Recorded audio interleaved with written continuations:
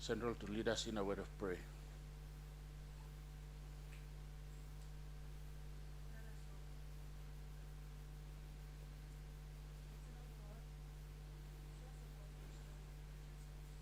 Guide these presidents with your light.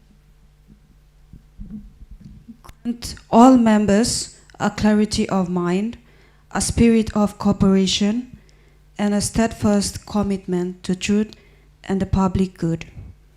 May our work in place bring honor to our nation and its people. Our Father, who art in heaven, hallowed by thy name. Thy kingdom come, thy will be done on earth as it is in heaven. Give us this day our daily bread, and forgive us our trespasses, as we forgive those who trespass against us. And lead us not into temptation, but deliver us from evil. Amen. Thank you. May we receive your seat.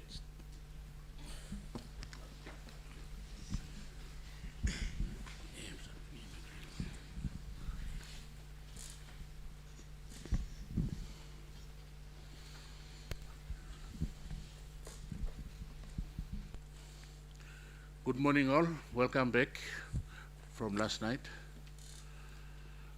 This is our fifth, I think.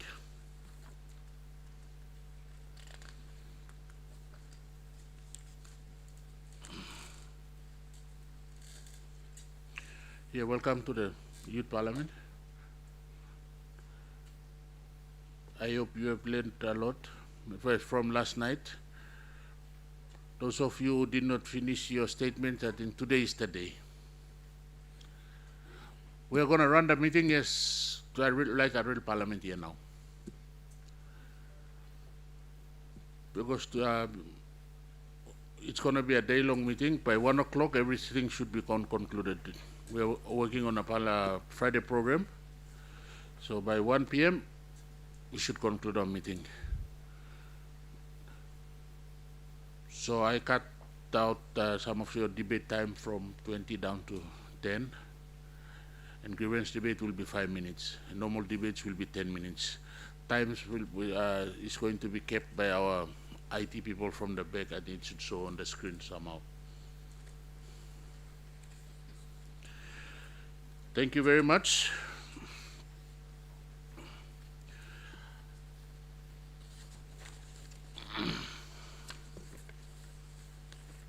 Honourable members, I have to inform Parliament that I have, in accordance with Section 110 of the Constitution, certified 4 acts made by the National Parliament. A list of these acts will appear in the today's minutes of proceedings.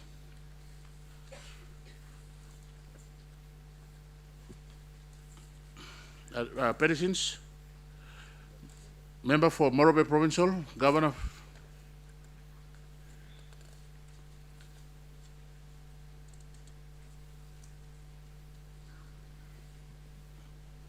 Give him the mic, runners.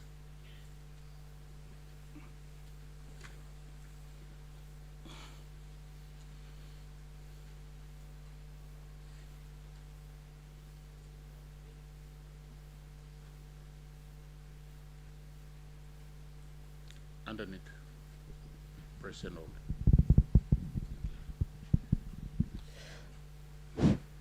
hold. Thank you, Mr. Speaker.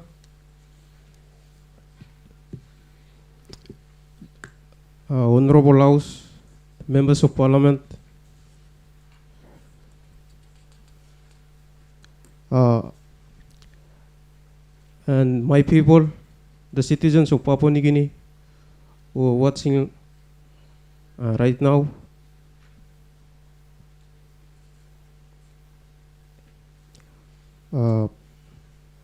Mr. Speaker, Lucky Mouse, the all people Blumi, the Achara, LLG inside to Makam district.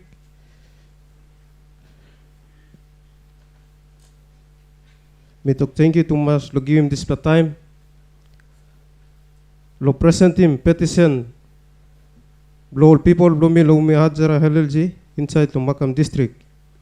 Mr. Speaker, this is the humble petition of Wakun, Ragugupuam, Raginam, and Ragijumang villages of Makam district. To the Honorable Speaker and the members of the National Parliament assembled. Mr. Speaker, the circumstances which led to the presentation of the petition before the Honorable House and the distinguished members is that in the recent years, the company called MCC Civil Company has engaged in extensive gravel extracting activities of streams of river called Yati and Bibuai, which disrupted the natural water flow and weakened the river's bank. Mr. Speaker, this responsible activity has directly contributed to the devastating flood that have affected the Wakum Primary School and surrounding communities stated above. Mr. Speaker, the flood destroyed food gardens, cocoa gardens, and the local businesses in the Makam district, including the two highways, the Wauburolo Highway and the Okuk Highway. Mr. Speaker, your petitions therefore humbly pray MCC Civil Company gravel operations be suspended immediately until a full environment impact assessment is conducted, Mr. Speaker. MCC Civil Company to compensate all affected communities and individuals by repairing and rebuilding their homes and support for re-establishing food gardens and cocoa gardens, Mr. Speaker. A full rehabilitation of Wakung Primary School, Mr. Speaker, by ensuring that it is safe and conducive learning environment for our students and teachers in the area. And also to implement a sustainable environment practice for future operations in the area. Mr. Speaker, your petition as in duty bound with prayer. Honorable Makojin Buni MP, Member for Morobe Provincial. Thank you, Mr. Speaker. Thank you, Honorable House. Thank you to the citizens who are watching right now. Thank you. Thank you, Member for Morobe Provincial. Notice is clerk. Press in order.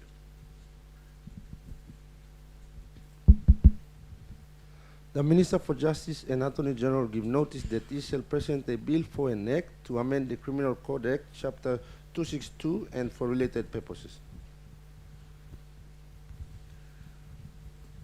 Thank you. Honorable members, question time, 45 minutes. Member for Mospin Northwest, LBS. Thank you, Mr. Speaker. My question is directed to the Police Minister. So there has been an increase in lawlessness over the past years, and we've seen lots of properties being damaged, businesses being threatened, and the safety of the public has become a growing concern. Now this, Mr. Speaker, has raised serious questions whether the public can trust the law enforcement. I've also heard that recently the NCD Police Provincial Command has started doing recruitment for new officers. Now my questions are, what is the Police Minister doing to increase the number of cadets graduating? Because we all know that an increase in police force equals a decrease in crime rate. My second question, what are other plans or strategies has he developed to win back the public's trust in law enforcement? Thank you. Minister for Police.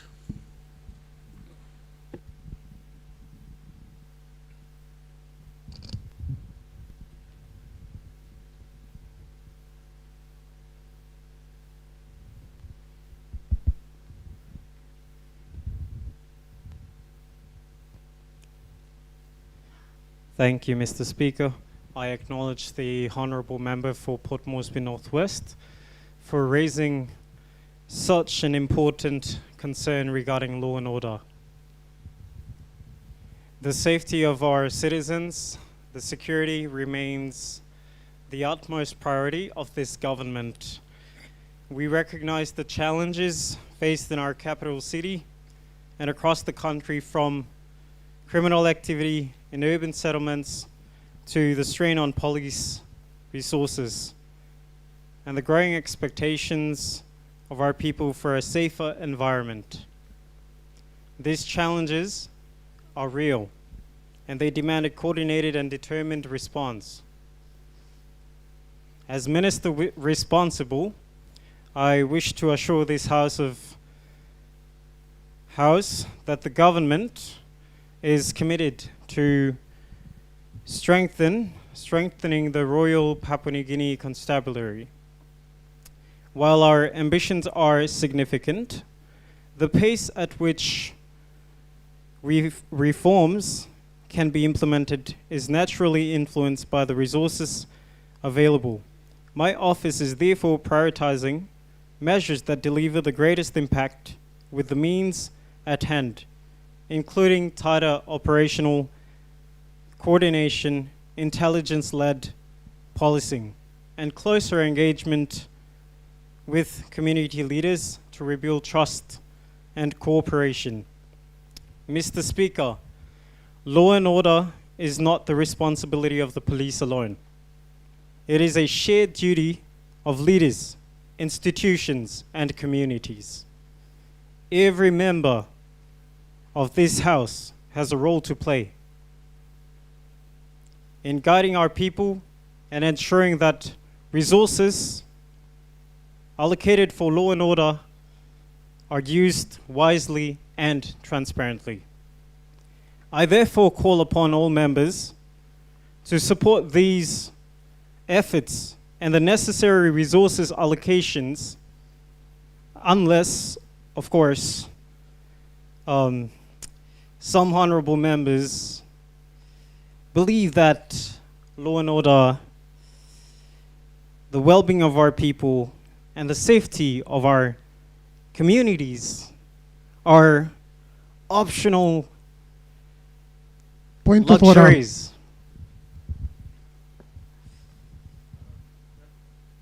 Member for East Civic, what's your point of order? My point of order to the Honorable Saleh Lotayomi is the Minister for Police seems to be playing hide and seek with the question asked. We want the answer, we don't need gibberish. The people of East Civic that I represent have a lot of law and order problem, and we demand to have their question be answered and not beat around the bush. Thank you, Mr. Speaker. Thank you, Honorable Governor. Police Minister, Minister for Police, get to the point. If you want to make statement, you can make statement later during the ministerial statements. Get to the point, answer the questions. Mr. Speaker, I note the point of order from the member for East Sepik. Let me be clear. My remark was not to diminish the honourable members of this House, but to emphasize the seriousness of law and order. If some members find it uncomfortable, perhaps that is because the truth often is. The fact remains, without proper support and resources, our police cannot deliver the safety our people deserve. and I will continue to remind this House of that reality, whether it is convenient or not. This government is committed to ensuring that every citizen, whether in Port Moresby or even the ruralist part of this country, can live free from fear and enjoy the protection of the law. That is our duty, and that is our promise. Thank you, Mr. Speaker. Thank you, Honorable Minister for Police. You have the program with you. If you are speaking next, you stand up. Member for Pomio.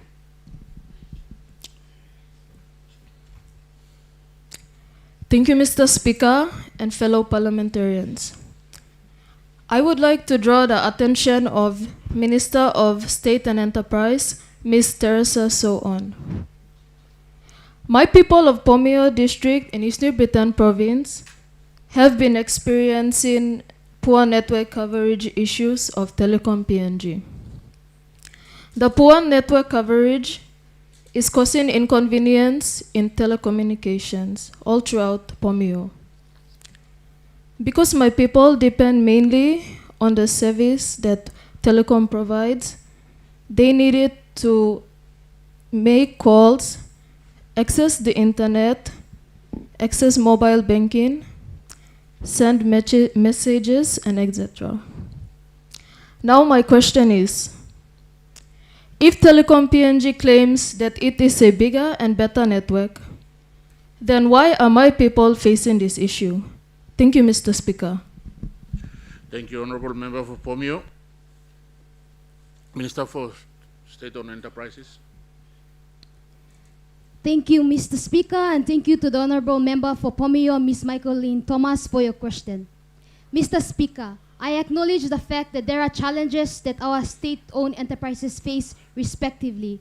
But, however, I want to assure the House and the people that the government and the ministry ensures that our state-owned enterprises deliver reliable services across to the people of Papua New Guinea. As in the case of Telecom PNG, investments have already been made to improve efficiency, customer service, and infrastructure to the remotest parts of Papua New Guinea. Mr. Speaker, these improvements do take time, but the government and the ministry is committed to measurable growth and progress. That is all. Thank you, Mr. Speaker. Thank you very much, Honorable Minister. Member for NCD, Regional Member. Thank you, Sorry. Thank you, Mr. Speaker. This question is directly to our good Honorable Deputy Prime Minister of Lands and Immigration, Ms. Marian Buka. What plans does the Minister have to address the increasing shortage of available land in the National Capital District as the population continues to grow? Thank you, Mr. Speaker. Thank you, Honorable Governor for NCD. Thank you, Mr. Speaker, and thank you to the member of NCD. Mr. Speaker, the shortage in the NCDC is not a future problem. It is the present reality. Today, NCD is home to over 360,000 people living within just 240 square meters. Every year, thousands more migrated into Port Moresby, finding work money, school na basic services, that's all ground formal development in no grow. Mr. Speaker, the facts are very clear. Across PNG, only 3% of land is owned by the state. The remaining 97% is customary land. This means the government has very limited land. It can directly allocate it for housing, schools, hospital, and infrastructure, especially in the city of Port Moresby. Within NCD itself, we are dealing with a finite and highly constrained land areas. Much has already been allocated, built on, or is reserved for critical public purposes. As a result, pressure has pushed people into unplanned and informal settlement, which now housing is a significant which now house a significant portion of urban population. This is why land shortage is not just a land issue. It is a housing issue, a service delivery issue, a law and order issue, and a social issue. So, Mr. Speaker, what is the government doing? Firstly, we are shifting from reactive land management to planned urban expansion. We are working with NCDC and physical planning authorities to open up centralized growth areas outside the city centers so Port Moresby can grow in an organized and serviced way. Second, we are conducting audits of the state land to identify ideal or underutilized land that can be responsibly released for housing and public infrastructure. Thirdly, recognizing the physical limits of NCD, we are promoting high density and vertical housing development. We cannot continue to build outward endlessly. We must also build upward where infrastructure allows.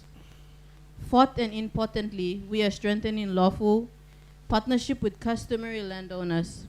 Since customary land dominates our land system, the future of urban development in PNG must be built on trust, consent, and fair benefit sharing, not forced acquisition. Mr. Speaker, if we do nothing, land shortage will continue to drive informal settlements, conflict, and inequality. But if we plan carefully, manage land transparently, and work with our people, land can become part of the solution rather than the problem. This government is committed to ensuring that land in the NCD is managed in a way that is orderly, fair, and sustainable for today's resident and for future generations. Thank you, Mr. Speaker. Thank you, Honorable Deputy Prime Minister. Member for Goroka.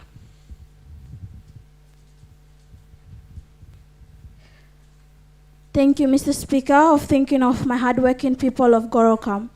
My question is directed to the Minister for Fisheries and Marine Resources.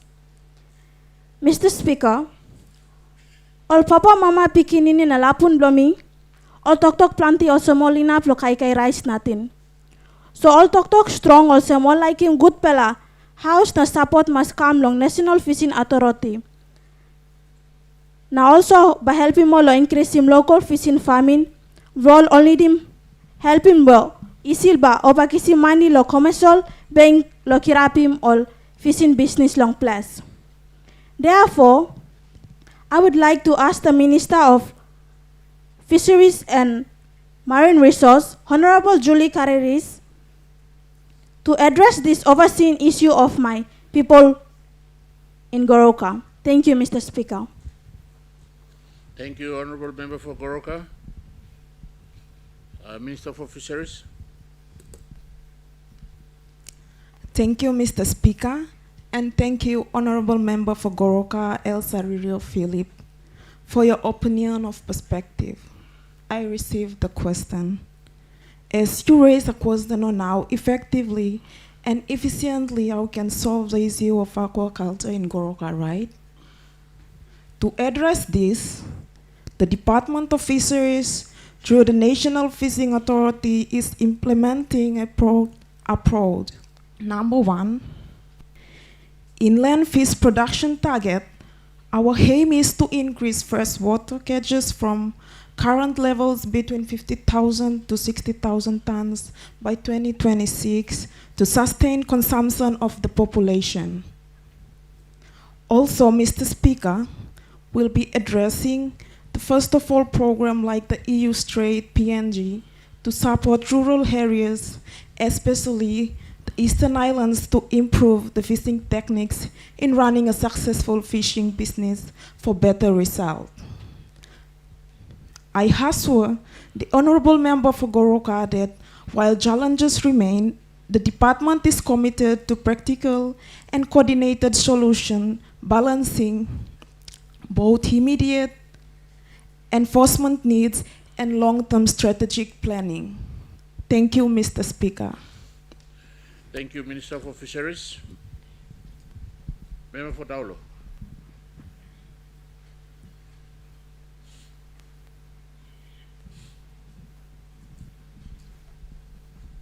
Okay, member for Cargo Airway.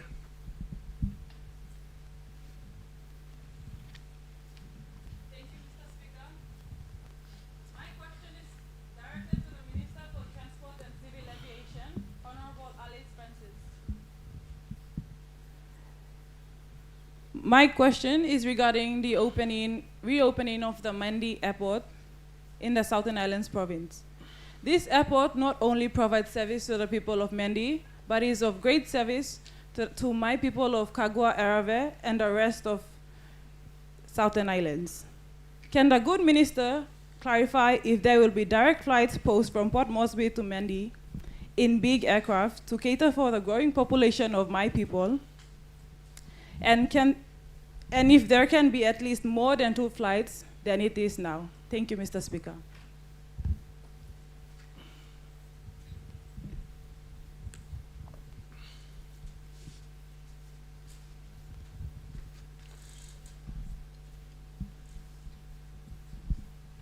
Sorry, Minister for Civil Aviation.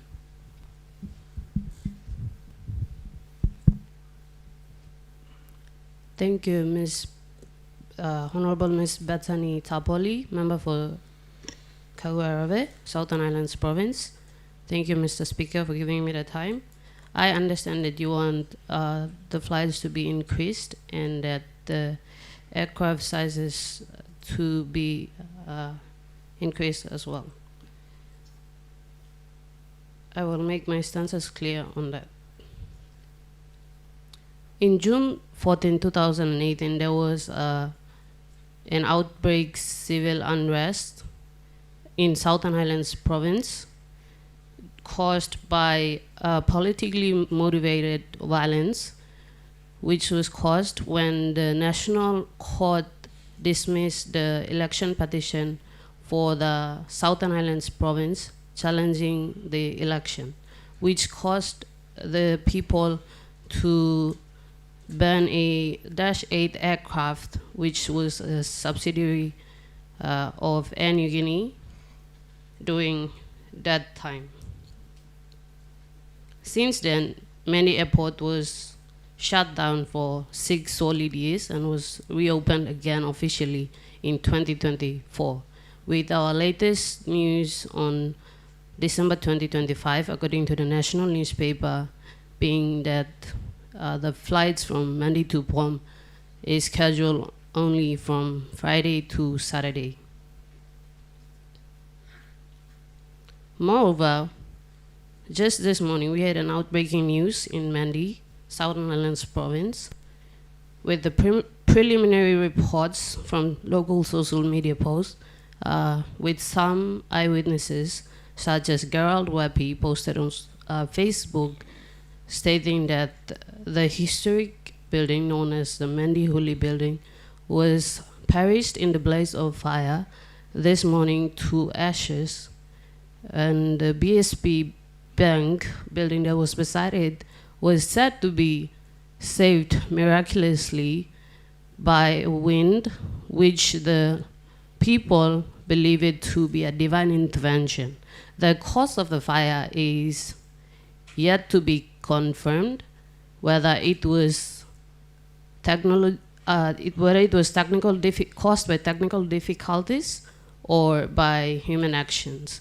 But the people assume it to be caused by technical issues. Therefore, in order to increase flights from Mandi to Pom, it will be done once security, stability, and ground readiness are improved and approved by the PNG Aviation Security Authority to ensure that such incidents should not arise, whether it be caused by technical issues or by unforeseen human actions like this situation. Moving on to your question about whether there would be an increase in aircraft sizes. So in order to increase aircraft sizes, it depends on 4 factors, such as 1 being runway upgrades or construction works, and 2, safety certification by PNG Aviation Security Authority, known as ASA, PNG ASA. 3, airline fleet deployment decisions. And 4, airport capability at Mandi to accommodate landing. With that being said, Mandi's airport is smaller than the main international or regional airports like Jackson's, Leh, and KVN, etc. Therefore, with Mandi Airport, it is typical that only small planes operate on such routes.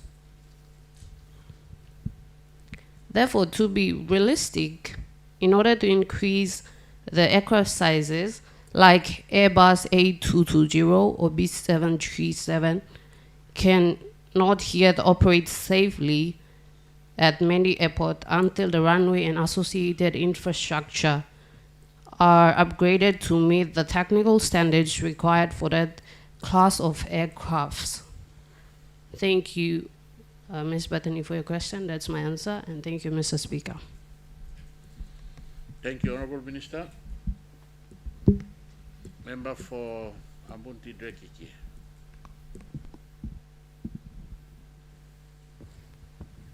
Thank you, Mr. Speaker.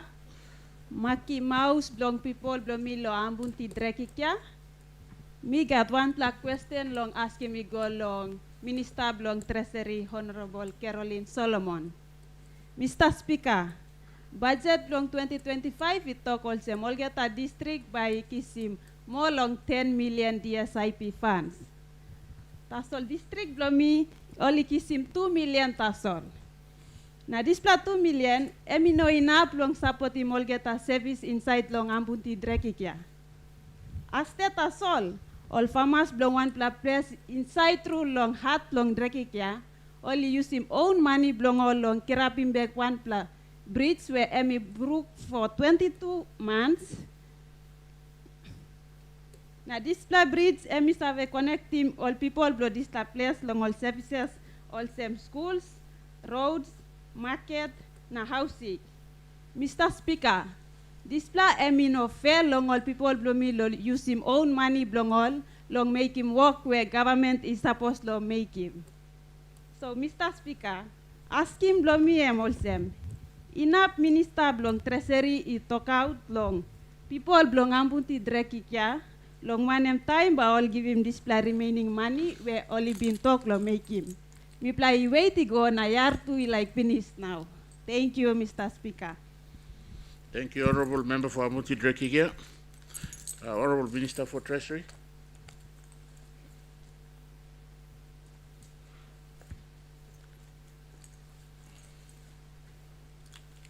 Thank you, Mr. Speaker, and thank you, Member of Ambunti Drekika, for your question. Mr. Speaker, in response to the Honorable Member for Ambunti Drekika, Ms. Eunice Wajume, I wish to place a record that the challenges faced go beyond the timing of fund release and speak directly to issues of planning, transparency, and accountability at the district level. Recent independent analysis has shown that poor planning across many districts continues to undermine effective service delivery. Only 7 district development plans are currently publicly available, while 75 out of 96 districts have yet to announce a development plan for the 2023 to 2027 period. Alarmingly, no district has published an annual budget for 2023 or 2024. While acknowledgement must be given to the 21 districts that have launched plans, the failure to make these documents publicly accessible leaves both the public and oversight institutions without visibility over how DSIP funds and being managed and utilized. This concern is compounded by weak acquittal performance. Over the past 12 months, only 40 districts have submitted acquittals to the Department of Implementation and Rural de- de- development, with just 24 of these relating to expenditure in 2023, 2022, or 2023. Mr. Speaker, this raises serious concern about financial accountability at the district level. DDA CEOs are subject to the leadership code, are legally required to prepare 5-year development plans, acquit DSIP funds in a timely manner, and remain accessible to the constituents. However, these obligations have not consistently met since the introduction of DDA in 2014, despite continued increase in funding. Therefore, Mr. Speaker, the government must address these issues decisively by strengthening compliance and enforcing accountability so that public funds deliver real and meaningful development outcomes for our people. Thank you, Mr. Speaker. Honorable Minister for Treasury. Member for Kiruna, good enough. You should be standing. Straight after the ministers finish the answers, you stand up. So the speaker will recognize you. Thank you, Mr. Speaker. My question is directed to the Honorable Minister for National Planning and Monitoring. Inform this House of total PSCP and DSCP funding allocated to my people of Kiruna Goodenough district for the last financial year. Mr. Speaker, how much of that funding has been released and when the outstanding balance will be made available? Thank you, Mr. Speaker. Thank you, Honorable Member for Kiruna Goodenough. Honorable Minister for National Planning. Thank you, Mr. Speaker. I thank the Honorable Member for Kiruna Goodenough for your question. Mr. Speaker, for the last financial year, Kiruna Goodenough was allocated 15 million, 10 million under DSIP, and 5 million under PSIP.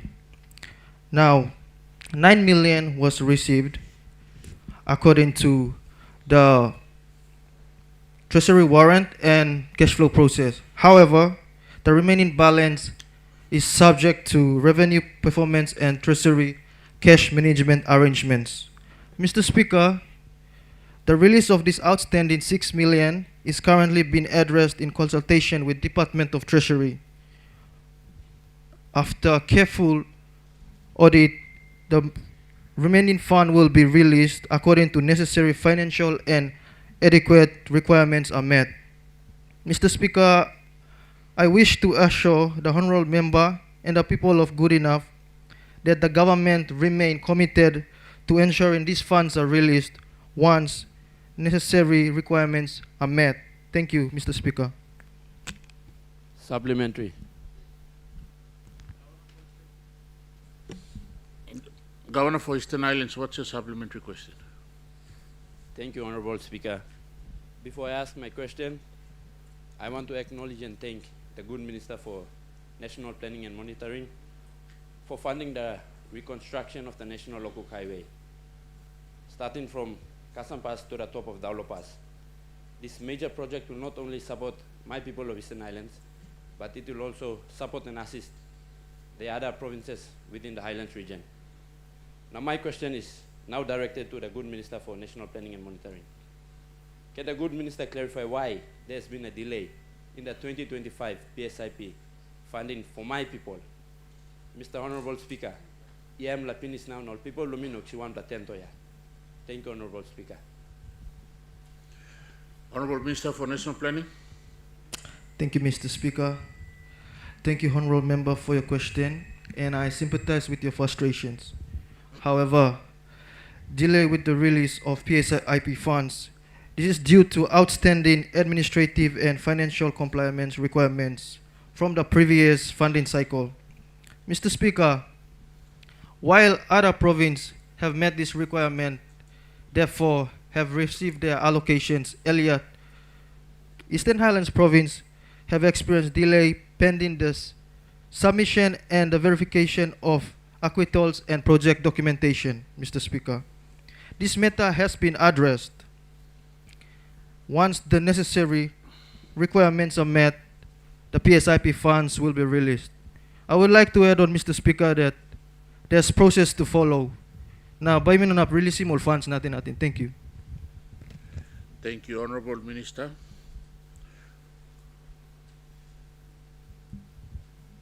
Honorable Member for Yalibu Pangia.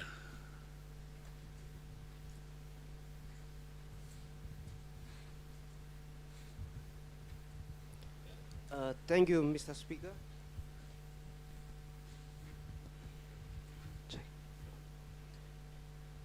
Thank you, Mr. Speaker. Question domino katok sawem golong Prime Minister Bloimi. Mi adok mantuso. Minaba taidim nas in the time. Pantry and bagrap staff. Emosem so question domino concerning effect of fuel crisis and tablo.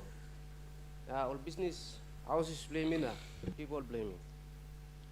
Mr. Speaker, a few months ago, the nation has begun to experience first ever fuel crisis, disrupting business houses, movement of people, including their daily lives to accessing essential services, also health services, all this plan. This crisis are caused by reckless spending and deliberate economic mismanagement of this current government, where they cannot effectively manage to acquire, maintain, and preserve current foreign currencies, which has resulted in the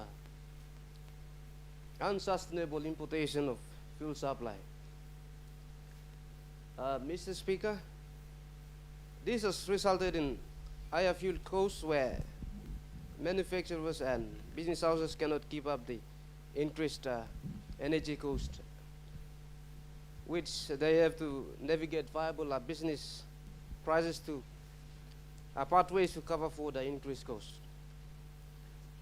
Mr. Speaker, as a result of this plan, all citizens have to facing this struggle where this incompetent government and me work to make him start. Because look, the indecisiveness law provide him good leadership. Mr. Speaker, long time go finish, the government work stop silented, no got don't play action come up. All making promise after promise, plenty promise come up yet, no got one play karam kake. Plenty promise yet, plenty delay yet. Now one time also something come up. By me solving the issue. Mr. Speaker, question from me Muslim. One more immediate plans. What immediate plans do you and your government have to rescue those business firms who are already scaling down their business due to this increased fuel energy cost?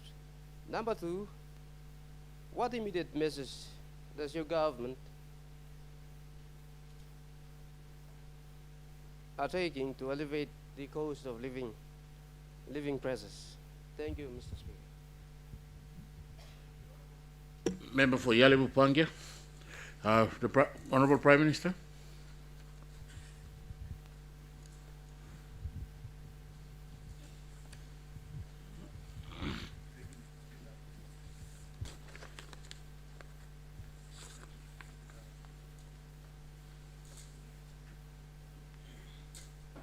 Underneath.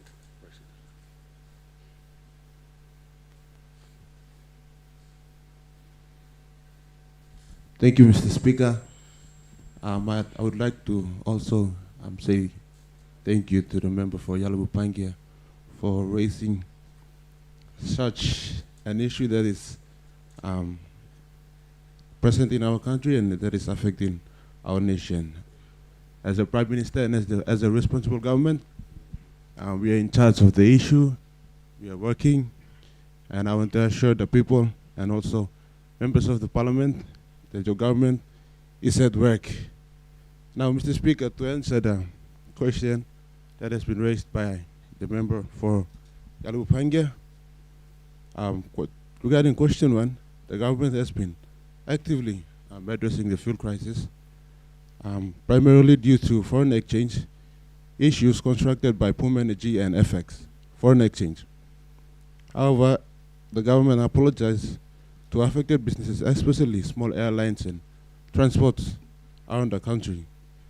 And this situation is unacceptable, and we are taking steps as responsible government to address that issue that is at hand. The government has invoked emergency powers such as the Essential Service Act, and government is seeking alternative suppliers and for local refining solutions for long-term energy security for our country. It is deeply frustrating that we continue to be held ransom by a monopoly on fuel supplies in our own country. We have the monopolistic agreement that has been signed not by our government but by the previous government in 1999, and it's a monopoly control of fuel imports and distribution. But we are working through legal means to end the monopoly. Mr. Speaker, the key actions that the government has taken to address this issue, we have invoked the Essential Service Act as mentioned to compel fuel companies to act in the interest of the nation. Penalties will be in place for miscompliance through the act. Alternative solutions are being done. The government has initiated talks with major players like ExxonMobil, Santos, and Kumul Petroleum Holdings Limited for urgent imports and long-term local refining.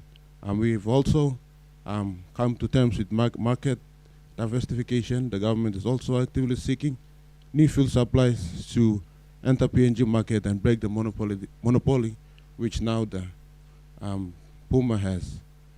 To answer the question too that's being raised by the member, the government is pushing for downstream processing for PNG oil and gas to reduce reliance on imported fuel in a way that the country shouldn't be energy insecure while exporting in the future. We're addressing foreign exchange issues as well. The government is acknowledging the central bank's role in FX problem with Puma Energy and allowing the government as mediators. The government has taken steps to improve foreign exchange availability, forex availability through the central bank and commercial bank. Mr. Speaker, to end my series of answers to the question, the government is working tirelessly, and we are looking for alternative storage and supply systems with completion around mid next year. The government is also tirelessly having ongoing discussions to secure the nation's future and prevent future crises from happening.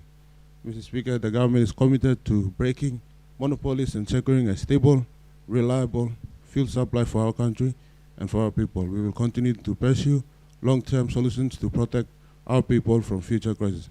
Mr. Speaker, I want to finish by quoting a quote from one of America's President John F. Kennedy in his inaugural address on January 20, 1961, and I quote, "Ask not what your country can do for you, ask what you can do for your country." Mr. Speaker, as honorable members, as leaders of the nation, let us come together at this testing time as a nation to fight the issues that is at hand. And I want to invite the member for Yalubu Pangia to also come to the table and let us sit and provide solutions that is at hand to the issues that is at hand, because our people deserve better. Thank you, Mr. Speaker. Thank you, Prime Minister. Member for Engro. Thank you, Mr. Speaker and honorable members of the Parliament for giving me this time to ask my question. Mr. Speaker, my question is directed to the Minister for Education. Mr. Speaker, in Angaram Town Primary School, about 150 students have been sent home simply because there were no available classrooms for them. Mr. Speaker, this I'm giving big pela heavy na bell pen long ol papa mama na pikinini blong Angaram district. Ol papa mama is struggle pinis stop out the family na now only ask him all can long by 70 kina long one pikinini long walk blong building classroom.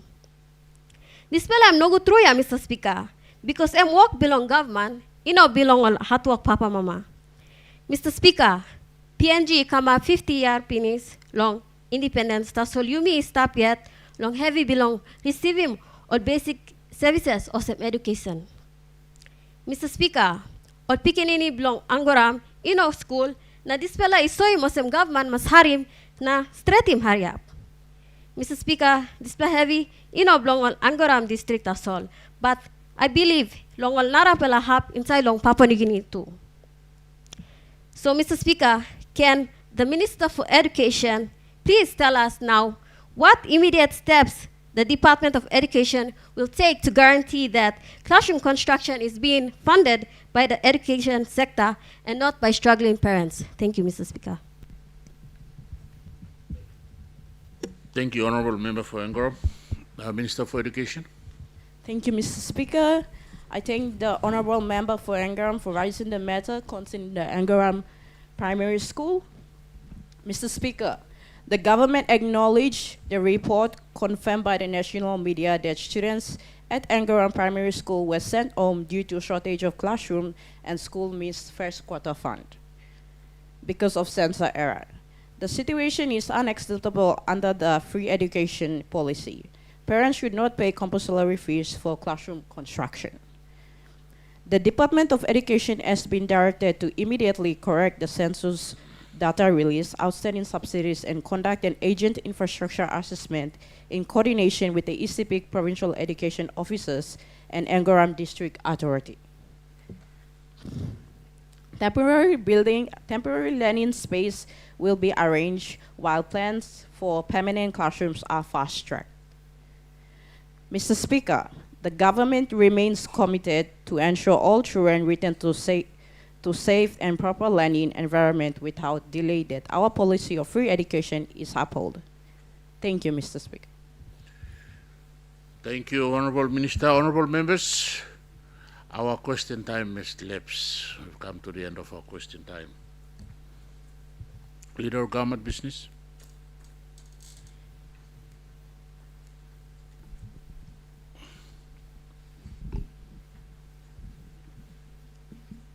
Mr. Speaker, I ask leave of Parliament to move a motion without notice. Honorable members, is leave granted? Leave is granted. Leader of Government Business, go ahead. Mr. Speaker, I move that so much of the standing orders be suspended as would prevent Minister for Justice and Attorney General present the Criminal Code Amendment Bill 2024 and Order of the Day number 95, Government Business, being called on forthwith. Honorable members, the question is that the motion be agreed to. Those in favor say aye. Those against? Ayes have it. Clerk.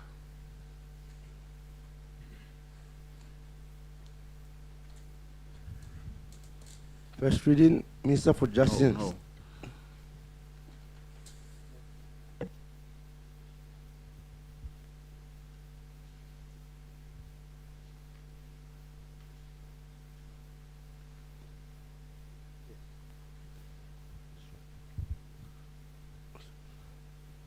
Minister for Justice and Attorney General.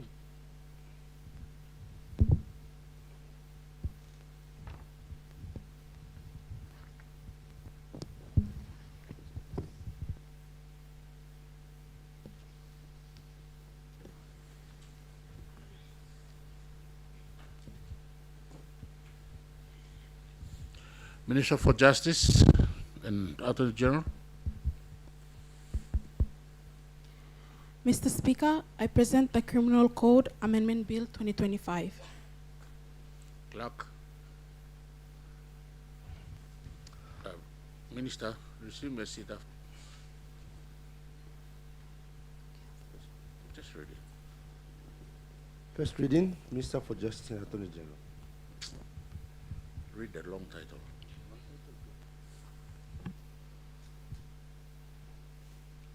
Bill and Act to amend the Criminal Code Act, Chapter 262, and for related purpose. Minister for Justice. Mr. Speaker, I ask leave of the Parliament to move the second reading forthwith. Honorable members, is the leave granted? Minister.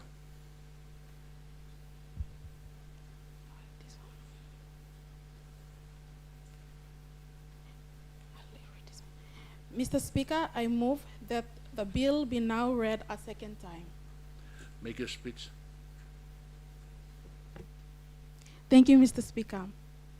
Mr. Speaker, as the Minister for Justice and Attorney General mandated to uphold justice and rule of law in Papua New Guinea, I would like to address the ongoing issue of sorcery, accused-related violence, or SARV, cases through the Criminal Code Amendment Bill 2025. This amendment bill criminalizes the exchange of glassmen and glassmaries in accusing innocent people of sorcery and is targeted to deter these accusations and subsequently reducing or ending SARV cases in Papua New Guinea. This is based on findings that in all of the SARV cases that we have experienced, all of them start with an engagement of and an act of a glassman or glassmary who, with their rituals and claimed and unproven superstitious beliefs, accuse innocent, vulnerable members of society, especially women and children, of sorcery. Their accusations instigates and fuels this barbaric, inhuman torture of victims, leading to death, permanent injury, and long-term trauma. This is not out of the blue. We've seen it everywhere. We've seen it on social media. Even some have seen it with their own eyes. And this cannot also be supported through some of the hardworking NGOs that we have, like the Tribal Foundation, through the work of Gary Baston and Ruth Kisam, who have helped many of these victims and even brought forward their findings and submissions, which is backing up this proposal. Furthermore, the Parliamentary Committee formed to address SARV cases also made this recommendation. Honorable members, these citizens who are victims of SARV cases are also citizens of this country, with their rights of protection of the law and freedom from inhuman treatment enshrined in the Constitution, and deserve to be protected by law and by this government. This is not happening right now. As in the cases, police are outnumbered. Police cannot contain the situation. And even after these violent acts are committed, it's not easy to apprehend the perpetrators because it's often committed by a large number of people at the same time, and they may not be willing to provide evidence against each other. So it's clear that the law that we have now is not sufficient to deter SARV cases. We cannot continue to let these perpetrators walk freely just because their actions does not constitute a crime under the Criminal Code Act. According to a recent research paper by the National Research Institute titled Prosecution of Sorcery, Accusation-Related Violence, an average of 30 people die every year from SARV cases between 2000 to 2020. And from these cases, prosecutions are ineffective. And research also shows that convictions are primarily low.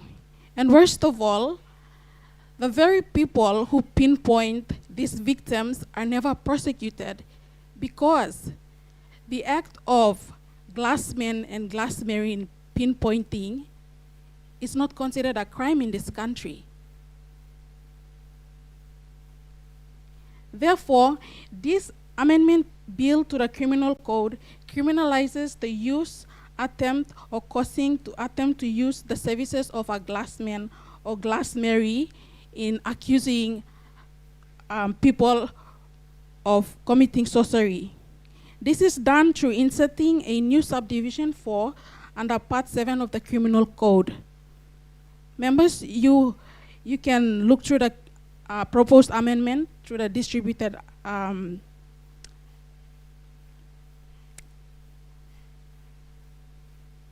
amendment bill.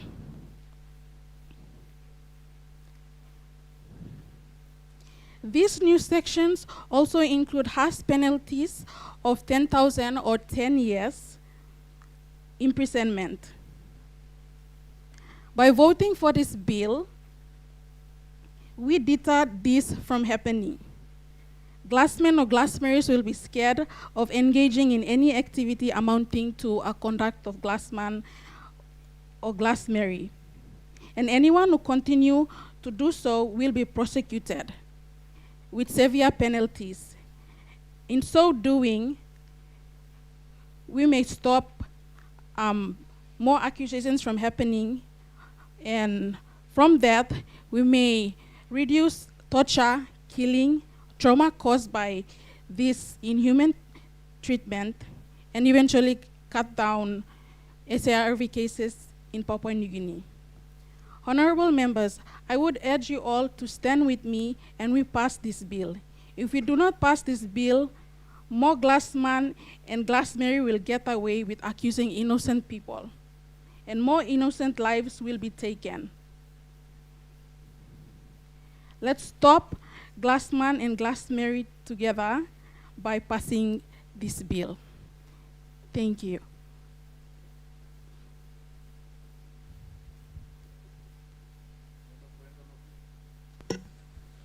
Member for Enganofi.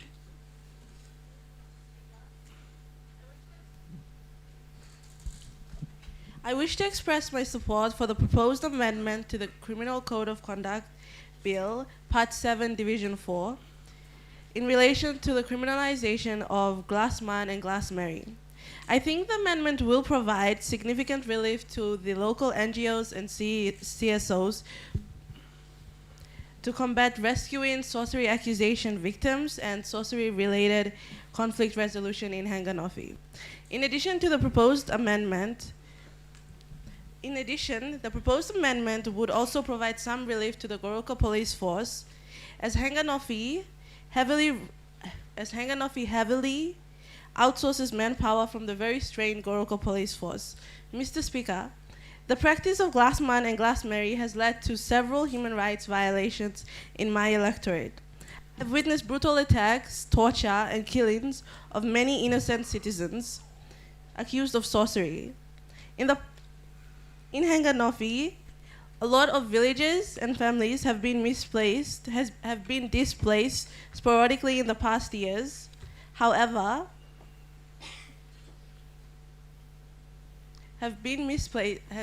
displaced sporadically over the past years.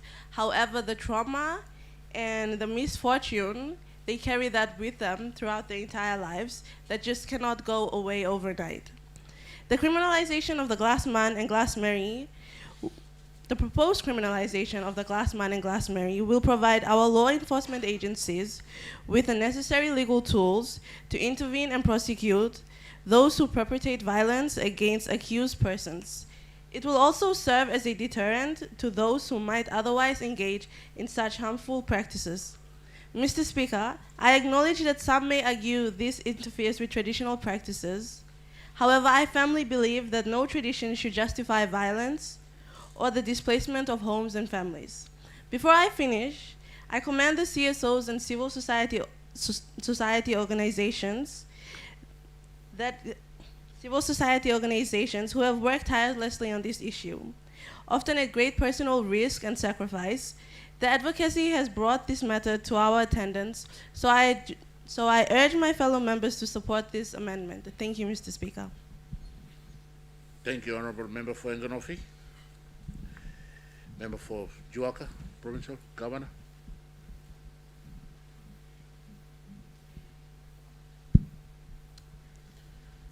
Thank you, Mr. Speaker. I also thank the good Minister for Justice and Attorney General, Ms. Latisa Lebuganis, for presenting this very important bill in addressing the issue of glassman and glassmary in Papua New Guinea. On behalf of my people of Jiwaka province, I wish to highlight that the belief and practice of glassman or mary remains widespread in many of our communities. Sadly, this has directly contributed to the increasing number of sorcery accusation-related violence in the provinces. According to the report from the Department of Community Development and Religion, this practice constitutes a serious violation of human rights. Innocent people, most often women, children, widows, and elderly, are falsely accused and tortured, displayed in some cases brutally killed without any evidence. Mr. Speaker, according to Section 35 of the Constitution of Papua New Guinea, guarantee the rights to live. SAR-related killings are a clear and direct violation to these constitutional rights. This bill must be amended. Finding from multi-studies on sorcery accusation-related violence in Papua New Guinea, including research by the National Research Institute, identify Enga, Bougainville, Jiwaka, my home province, and the National Capital District as SARV hotspot provinces within Papua New Guinea. In Jiwaka province, many of the perpetrators are young men, often closely related to the victims, who act based on accusation made through the practice of glassman or glassmary. Mr. Speaker, we cannot continue to call ourselves as a Christian nation while acts of torture and extreme violence are committed against innocent widows, elderly women, and even children as young as 5 years old, based solely on the words of con artists posing as a glassman or Mary. Mr. Speaker, as a Christian country, we must uphold human dignity, compassion, and justice. This barbaric act instigated by the false spiritual claim must come to an end. This is why this bill must be amended. My fellow members of this honorable house, our primary duty is to protect the rights of our most vulnerable citizens. The so-called glassmen are proud and cowards who prey on fear, ignorance, and grief within our communities. Mr. Speaker, to protect the rights and dignity of our people and to ensure safety and justice for all citizens, I strongly support the amendment of this bill. Let us stand together to end this harmful belief and restore peace, justice, and humanity to our communities. Thank you, Mr. Speaker. Thank you, Governor for Jiwaka. Governor for Meding. Thank you, Mr. Speaker. Thank you, Honorable Member for Honorable Minister for Justice and Attorney General, Legislature for the proposed bill. Although the Honorable Member for Hagenofi and Honorable Member for Jiwaka Provincial has supported this bill, I rise to stand against due to some reasons that is important to our laws and the justice system of this country. And Mr. Speaker, while we acknowledge the government's intention to address crime and maintain public order, this bill raises serious concerns about constitutional rights, proportionality, and the proper use of criminal law. First, Mr. Speaker, the Constitution of the Independent State of Papua New Guinea is the supreme law. Under Section 37, every citizen of Papua New Guinea is entitled to the protection of the law. And under Section 36, basic rights and freedoms may only be restricted where such restrictions are reasonably justifiable in a democratic society. This bill in its current form, Mr. Speaker, risks expanding liability and penalties in a way that may be excessive and disproportionate. Second, Mr. Speaker, criminal law must be used as a last resort, not as a broad tool to solve every social problems or issues.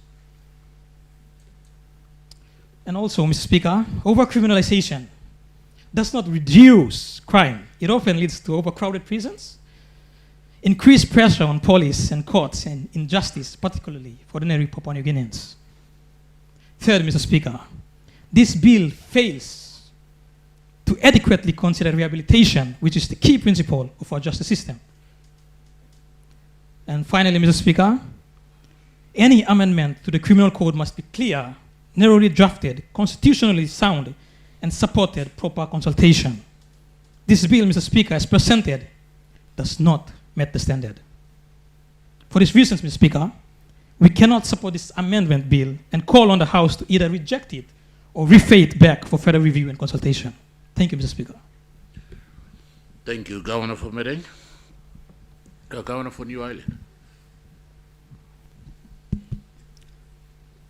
Thank you, Mr. Speaker. I will not take much of the time, but will be brief. Mr. Speaker, on behalf of people of New Island, me like Suruki Maus Brol to come to this honorable house to share their views on this issue that continues to bring fear, violence, and suffering to my province and Papua New Guinea communities, across Papua New Guinea communities. Based on this matter, Glassman and Glassmary, Mr. Speaker, in PNG, there are many stories, beliefs, and real cases involving sorcery-related violence, especially where people claim supernatural powers to identify killers, cause of death, or reveal the truth, often in exchange for money or payment. Sorcery accusation related violence suffer short. Mr. Speaker, this is a breakdown of real-life cases. After the death of a person, families hire a glassman. The glassman names a person, often a widow, an elderly woman, people with land dispute, outsiders, or vulnerable individuals. Accused persons are assaulted, tortured, burned, and killed. This is the reality of the societies today, Mr. Speaker. The biggest example being the story of the late Kepani Lenita from Mount Tagen in 2013, where she was burned alive, accused by supposed glassmen of sorcery following child's death, devastating, tragic. All because the supposed glassman told the grieving family that she was the cause of the death. No proof, no rumors, no message, just death by the flame. Mr. Speaker, it is timely that the committee has brought this legislation for us to pass here on the floor of Parliament. We have laws in place to deal with these crimes rather than torturing, etc. It is important that we pass the legislation, and I commend all members for sitting right through. Therefore, Mr. Speaker, I am more than happy to support the committee and the chair lady, our good Minister for Justice and Attorney General, On Latisa Labongis, as they put forth the bill to amend the Criminal Code Act 2022, introducing the division acting like to be a glassman or glassmary in the fight against violence in our society and fulfill Vision 2050, satisfying UN's SDGs and human rights within our nation. Thank you, Mr. Speaker. Thank you, Governor New Island. Governor Chimbu.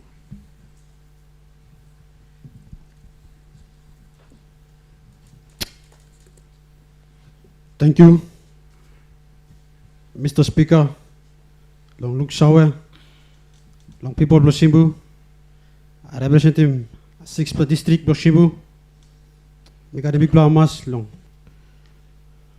Share Blow House, Luke Shaw, Bloshimbu. My stand on the Criminal Code Amendment Bill 2024.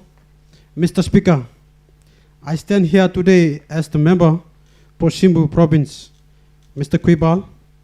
I want to talk about the Criminal Code Amendment Bill 2024. This is very important for our country and for the people of Shimbu. We need strong laws to keep our community safe. Crime hurts our families and stop our progress. These bills aims to make our laws tougher and criminals. This is a good thing. We must protect our citizens from harm. We must make sure that those who break the law face serious consequences. This will help reduce crime and make our streets safer for everyone, especially the children and women. However, Mr. Speaker, while I support the strong laws, we must also be careful. We need to make sure that these new laws are fair to everyone. We also need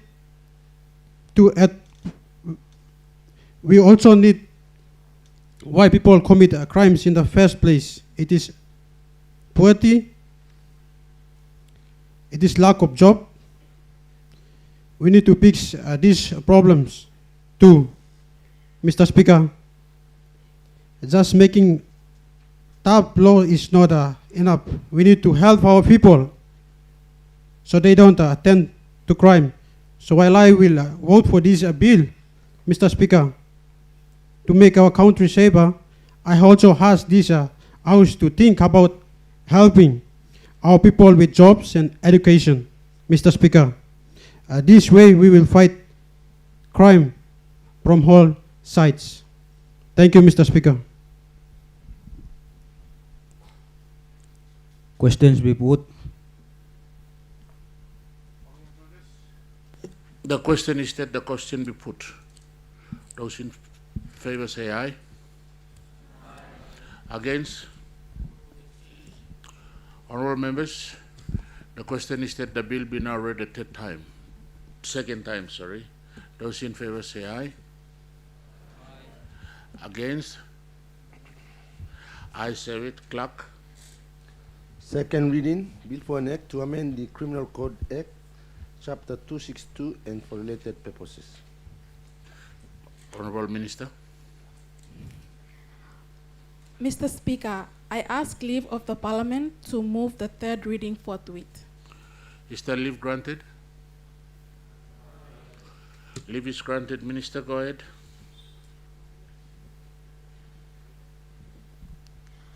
Mr. Speaker, I move that the bill be now read a third time. Question is that the bill be now read a third time.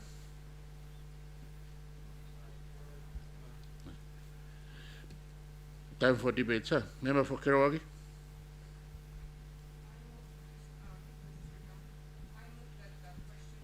No, you debate. Oh, no. Closing the debate. Okay. Go ahead. Honourable members, the question is that the question be put. Those in favor say aye. Aye. So against? Ayes have it. Clerk. Third reading, Bill for an Act to amend the Criminal Code Act, Chapter 262, and for related purposes. Thank you. Clerk. So we've passed that bill now, Criminal Code. We will go on to the next one. Clerk.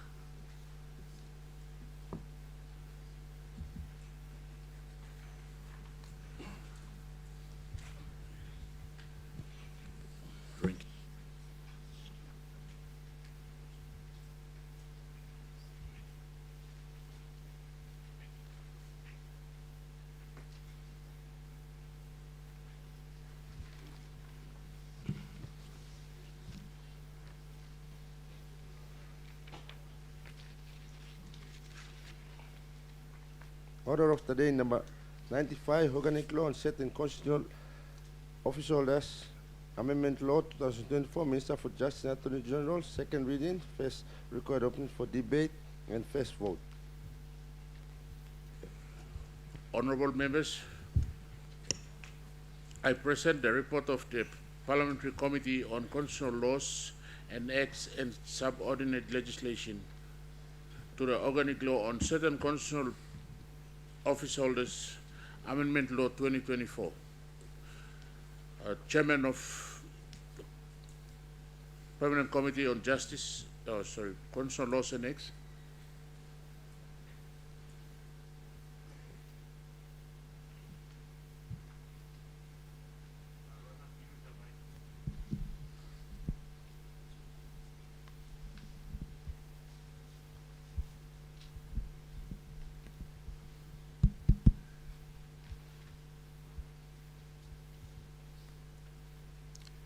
Mr. Speaker,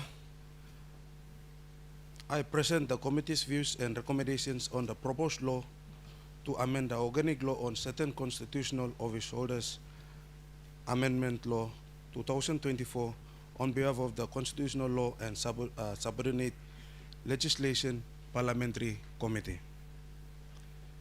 The proposed law will amend Section 17 of the organic law that will increase the retirement age. Chairman, ask leave. Ask leave. Do you have a script there? You will have to ask leave to make your statement. You should have one more paper there somewhere.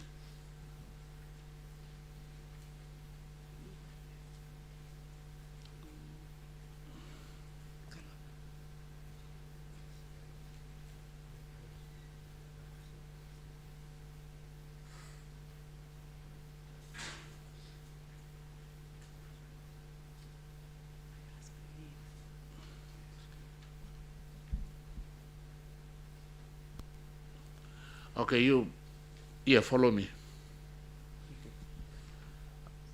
I ask leave of Parliament to make a statement in connection with the report.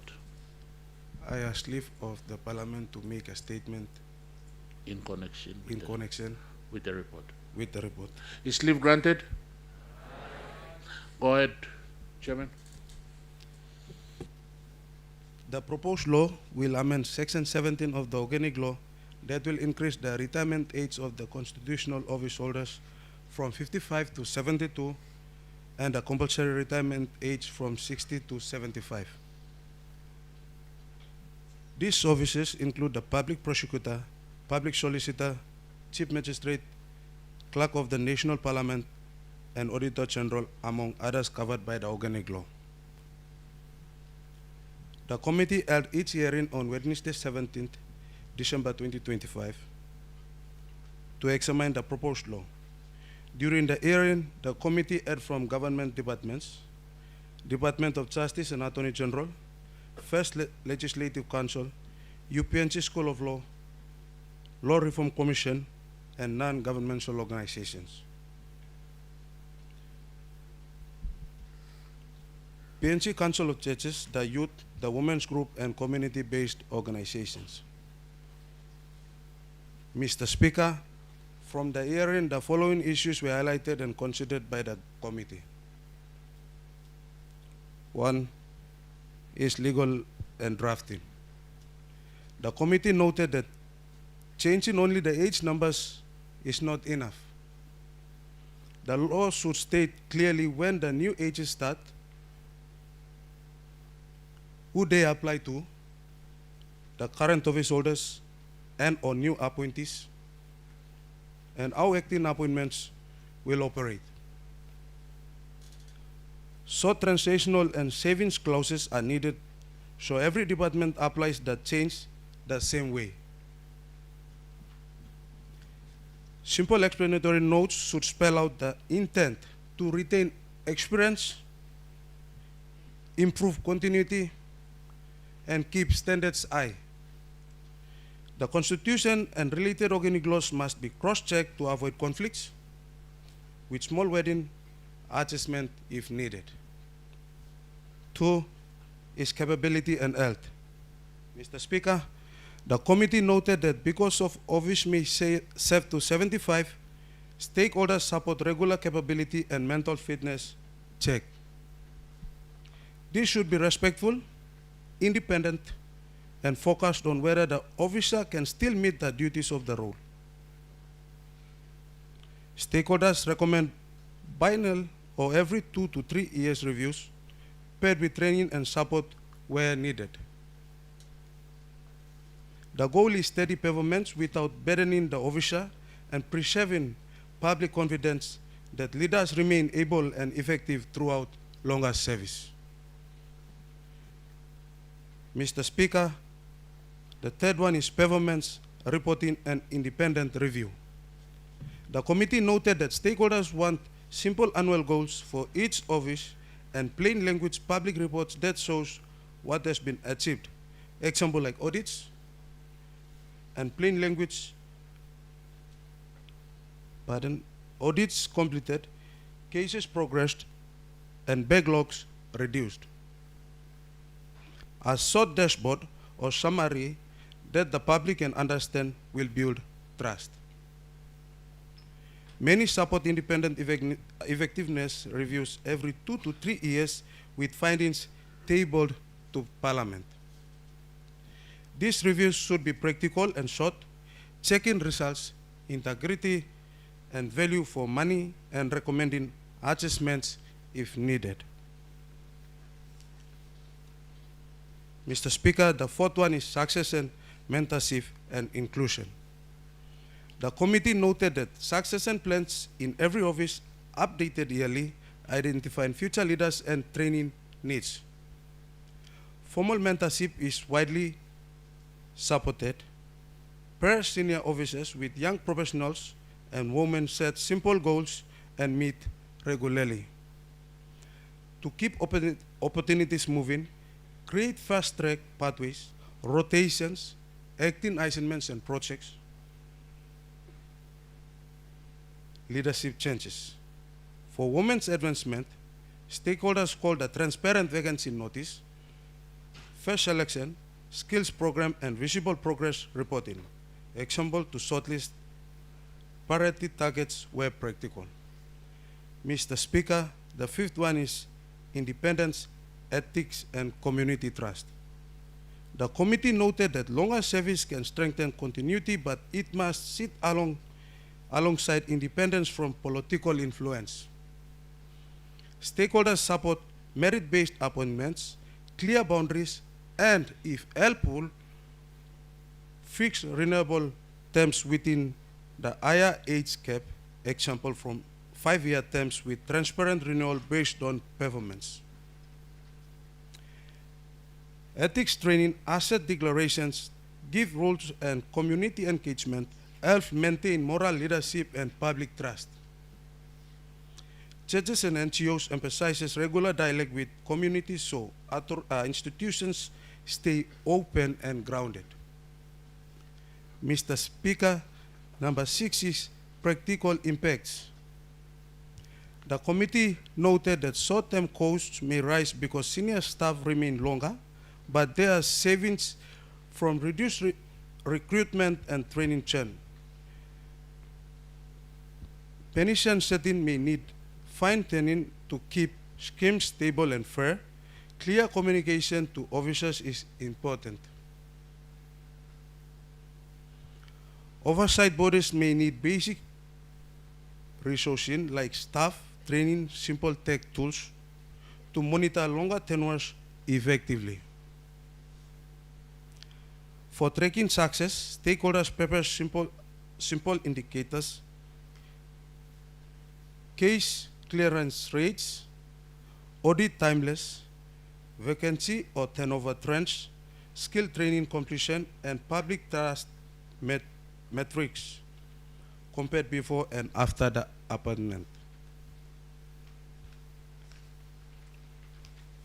Mr. Speaker, the committee therefore recommends the Parliament pass the proposed law, that the issue highlighted by the committee should be given greater consideration by the Parliament. Mr. Speaker, I commend this statement to Parliament. Thank you. Honorable Clinton Robin, Southern Islands Province.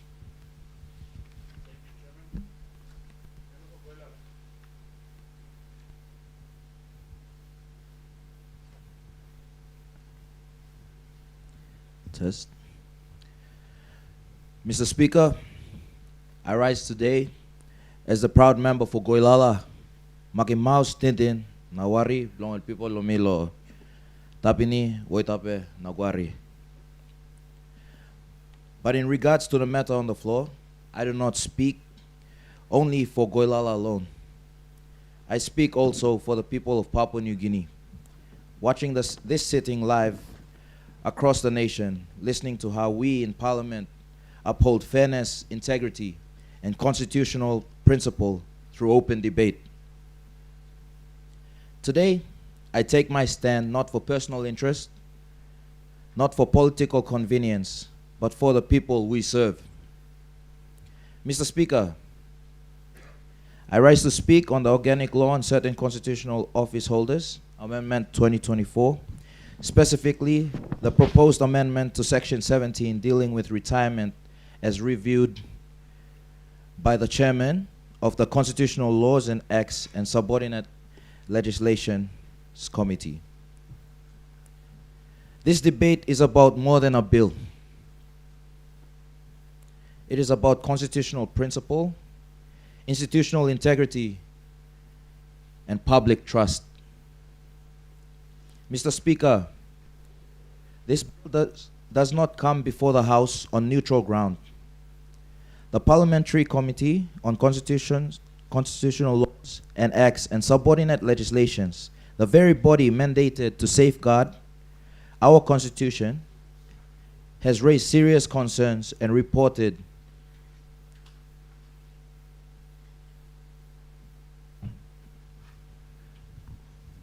to stand for it, but not in its current state. That fact alone should give every member pause before debating this bill. Mr. Speaker, when a committee charged with protecting constitutional integrity raises red flags, the responsibility shifts. Those who support this bill must explain why they're willing to ignore their own constitutional advisors. Supporting this bill is no longer neutral. It is a conscious choice to proceed despite expert warning. Mr. Speaker, let us be clear about what this bill proposes. Increasing the retirement age for certain constitutional office holders from 55 to 60 years to 72 to 75 years. There is an extension of 15 to 17 years. Mr. Speaker, this one I'm not big senis and big la senis. Big la senis true. We must measure this proposal against the current reality of our country. In Papua New Guinea today, teachers, nurses, and public servants retire at 60. Police officers retire between 55 and 60, and members of parliament return to the people every 5 years. That's what this law bill, it like larem sampla, log stop in up go 72 to 75 years. So does this mean that one law belong all people, nanapla and belong online stop long higher office? Mr. Speaker, supporters of this bill will speak of experience, wisdom, and continuity. These are valuable, yes, but they're not absolute values. Our Constitution was designed to protect institutions, not to protect individuals indefinitely. Retirement provisions exist not as punishment, but as constitutional safeguards. Mr. Speaker, the committee has recognized the value of experience, but it has also warned against entrenchment without renewal. Experience without limits weakens accountability. Continuity without rotation leads to stagnation. These are constitutional realities, not political opinion. Mr. Speaker, we must also consider public confidence when laws appear to benefit a small and identifiable group. Trust in institutions is eroded. Time people look him, senis belong samplatas. Law is senis belong samplatasol. Trust is a bagarab. Once public trust is lost, it is very difficult to restore. Mr. Speaker, opposing this bill does not mean rejecting experience. There is a reasonable and constructive alternative. Office holders who reach the original retirement ages can continue to contribute after retirement without holding office. Mr. Speaker, I recommend structured post-retirement roles, such as mentoring incoming office holders, advisory or consultation roles, participation in training, policy development, or institutional capacity building. This approach ensures that seasoned wisdom is passed on while preserving the constitutional safeguard of retirement. Strong nasabe by Goyet, tasolsia mas lusim, blongon narapla losiran. Mr. Speaker, this solution respects experience without entrenchment, wisdom without stagnation, and continuity without constitutional distortion. It addresses the concerns raised by the committee without weakening Section 17. Mr. Speaker, the committee's concerns are now on record. The implications are clear, the constitutional risks are known. Any vote in favor of this bill is therefore a conscious decision to override constitutional caution. Mr. Speaker, this House must decide whether it values principle over convenience and institutional integrity over individual comfort. History will remember not how easily this bill passed, but whether we listened when our own constitutional guardians raised the alarm. Mr. Speaker, for these reasons, guided by the committee's findings and by constitutional principle, I cannot support this bill in its current form. The responsible course is to pause, amend, or withdraw, not to proceed in disregard of expert advice. Thank you, Mr. Speaker.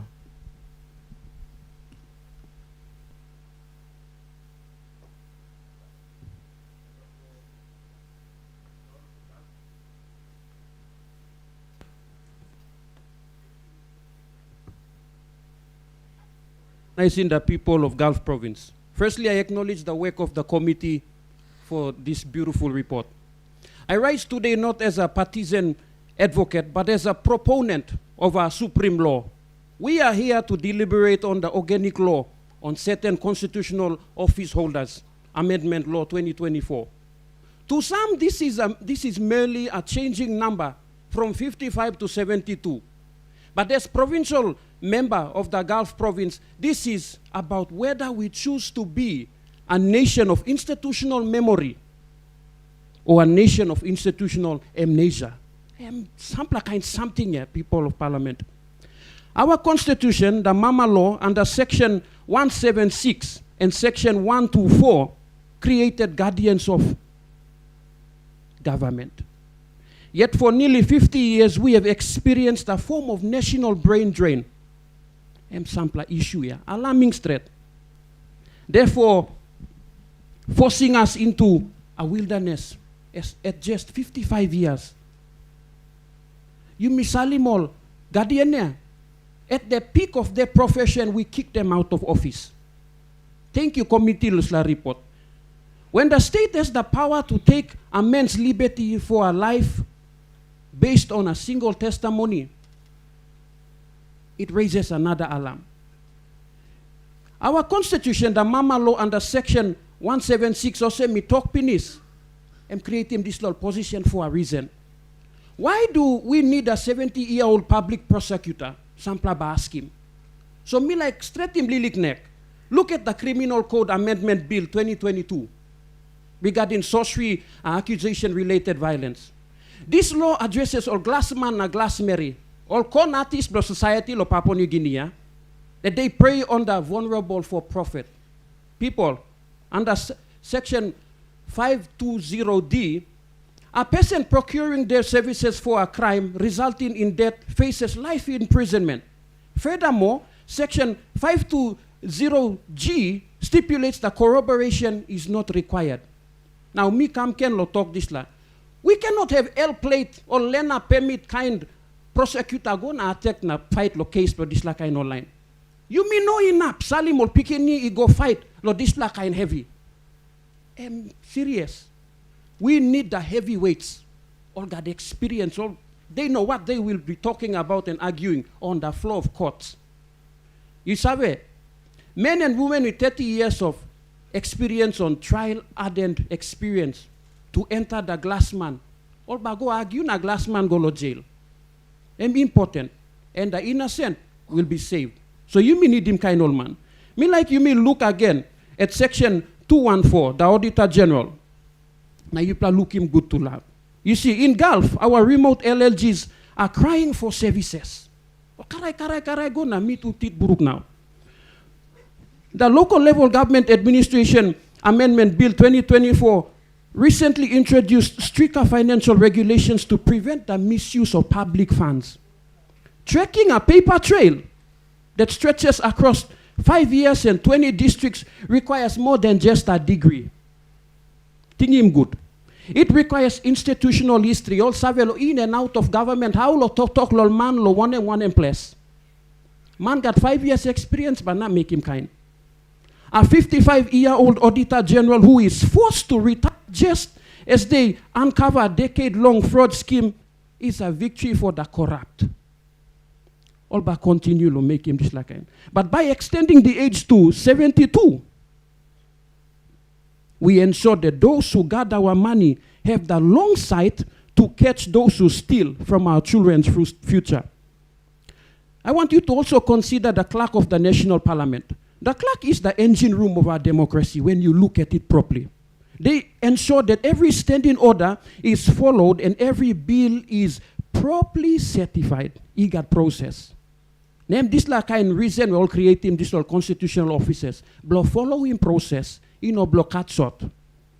They ensure that every standing order or semi-talk in times of constitutional crisis, when votes of no confidence are called, and when the floor of the House becomes a storm of procedural points, we need a clerk who has seen every crisis since 1975. Suppose you may rouse him all this la save man na save Mary quick time to mass. Mipol Gulf people ba continue crying na safa. You me bagarapim rot blo government. Standardizing the age at 72 or some constitution committee proposing me inside of this bill.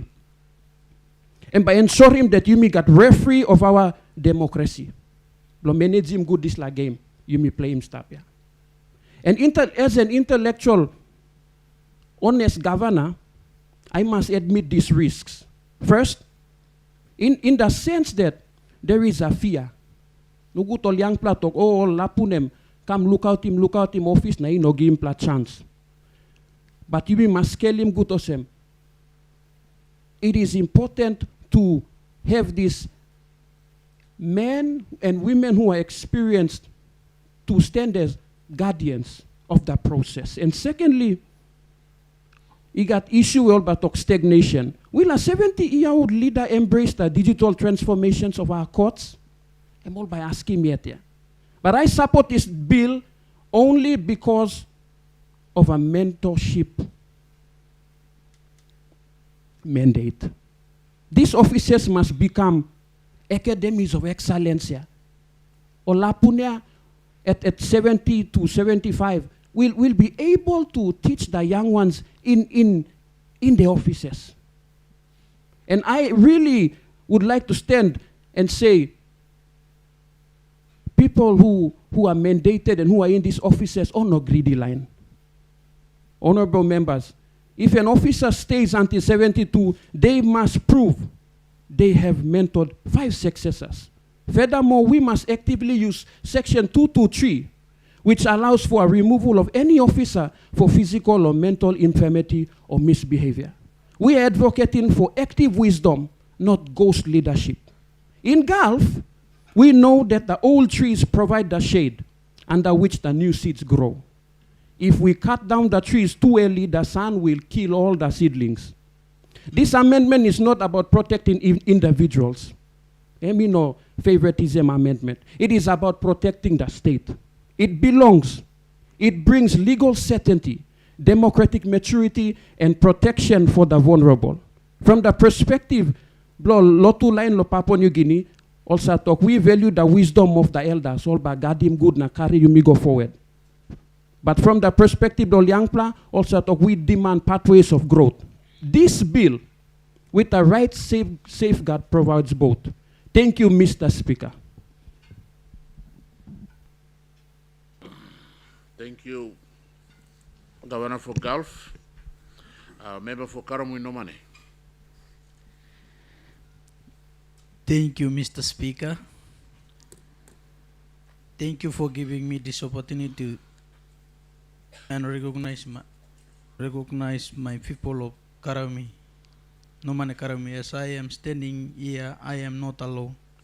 I represent the entire people from Dulai, Nomane Station, Doliba, Laswara, Karami Station, and all the way to West Gambia, Jiwaka, and Gulf border.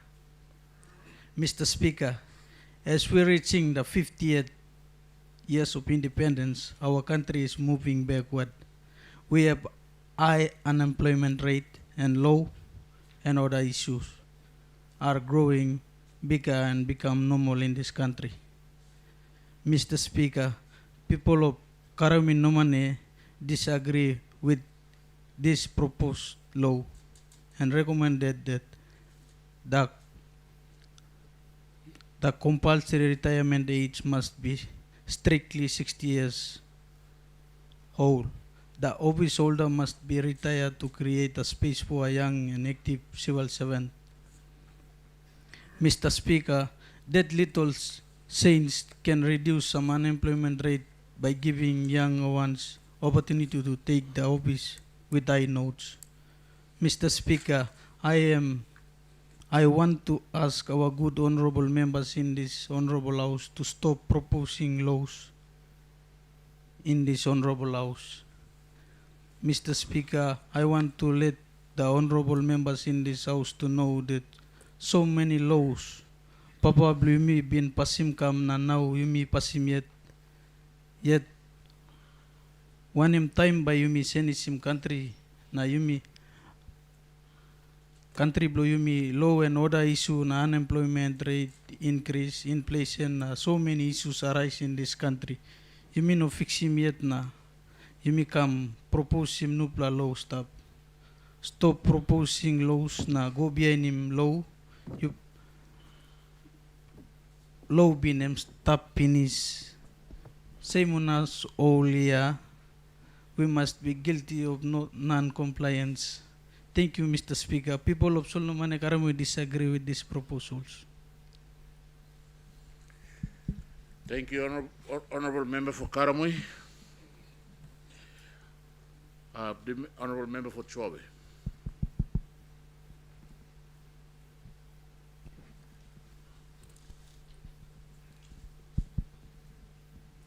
Thank you, Mr. Speaker. I rise on behalf of the people of Chwabe to contribute to this grievance debate on the proposed amendment on Section 17 of the Organic Law and Constitutional Law Office Holders. Now, Mr. Speaker, the proposed amendment on Section 17 of certain constitutional office holders aims basically to increase the retirement age of constitutional office holders from, I think, basically from the original age from 50 to 72, and the compulsory retirement age from 60 to 75. Now, Mr. Speaker, through you, members of the Parliament seriously need to consider the original motivation behind this proposed amendment. Is it benefiting the public, or is it benefiting just a few individuals? Because constitutional office holders such as the public prosecutor, the clerk of the parliament, the chief magistrate, these are constitutional office holders established by the Constitution.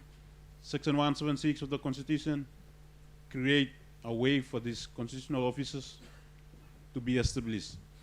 Now, that means this is a public office. So our Constitution, especially the preamble, talks about equal opportunities. Now, basically increasing the retirement age means that we are allowing just a few individuals to stay in this public office. That means we are preventing young professionals who are ready to take on office to just stay outside of the office. Mr. Speaker, I believe we have enough public servants and legal professionals who would like to work in that office as well. So we just can't come here and quickly Just trying to amend this specific provision of the Act to just allow a few people to stay a little longer. So my question to the honorable members of this House, through you, Mr. Speaker, is to seriously consider the original intention of the amendment. Is it giving equal opportunities, especially employment opportunities, to our people of Papua New Guinea, or is it just promoting a few individuals, promoting interest of few individuals? So, Mr. Speaker, on behalf of the people of Tswawe, we disagree with this proposed amendment. The minister, the good minister for Attorney General, through you, Mr. Speaker, need to seriously consider the people of Tswawe, because the people of Tswawe, I represent the people of Tswawe and Simbu, and they are part of Papua New Guinea. So in order for this proposed amendment to be passed by Parliament, you have to gain the confidence of the whole House, not just a few members. So we disagree. So on behalf of the people of Tswawe, this proposed amendment is just an oppression to the original spirit of our Constitution, because it's not promoting equal opportunities and allowing Papua New Guineans, especially public servants, it's basically preventing them to occupy public office, and it's promoting few individuals' interest. Also, it's questioning the integrity of public office when we just come here quickly just to make a quick amendment to allow few individuals to remain longer in public office. So through you, Mr. Speaker, to the members of Parliament, we have to seriously think along that line. Are we voting for an amendment that's promoting a few individuals, the interest of few individuals, or the public? So, on behalf of the people of Tswawe, it's a sad day. This proposed amendment, we believe that it's an oppression to the original spirit of our Constitution, especially the preamble on equal opportunities for Papua New Guinea to have access to and to be employed in public offices. So, Mr. Speaker, we, on behalf of the people of Tswawe, it's a sad day for the Constitution, and it's a sad day for Papua New Guinea, and also it's a sad day for the organic law and certain constitutional office holders. So I will not vote for this amendment. Thank you, Mr. Speaker. Thank you, Honorable Member for Tswawe. Member for Ijibitari.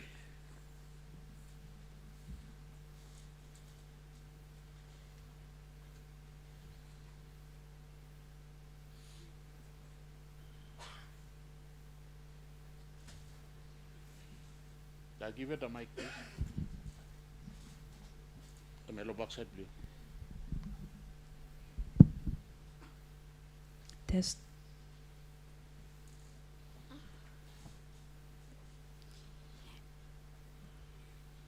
Dave Dina Namona, a very good day. Pardon. Thank you, Mr. Speaker.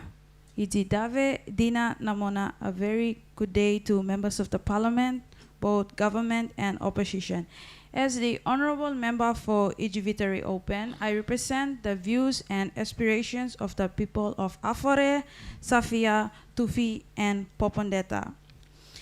In regards to the amendment of Section 17 of the Organic Law of the retirement age of certain constitutional holders from 55 and 60 to 72 and 75 respectively, I have this to say. I believe that the main reason for passing this amendment, as mentioned by our good members before, is to allow for the transfer of knowledge, skills, valuable experience, and of course to ensure continuity. Now, just to be clear, this isn't a bad thing at all, and I for one agree that constitutional office holders hold tasks and responsibilities that you don't learn just from a traditional classroom or a lecture room, but it can only be achieved through many years of practical experience in Parliament and in office. Yes, this makes emphasis on the importance of mentorship and renewable. That cannot be denied.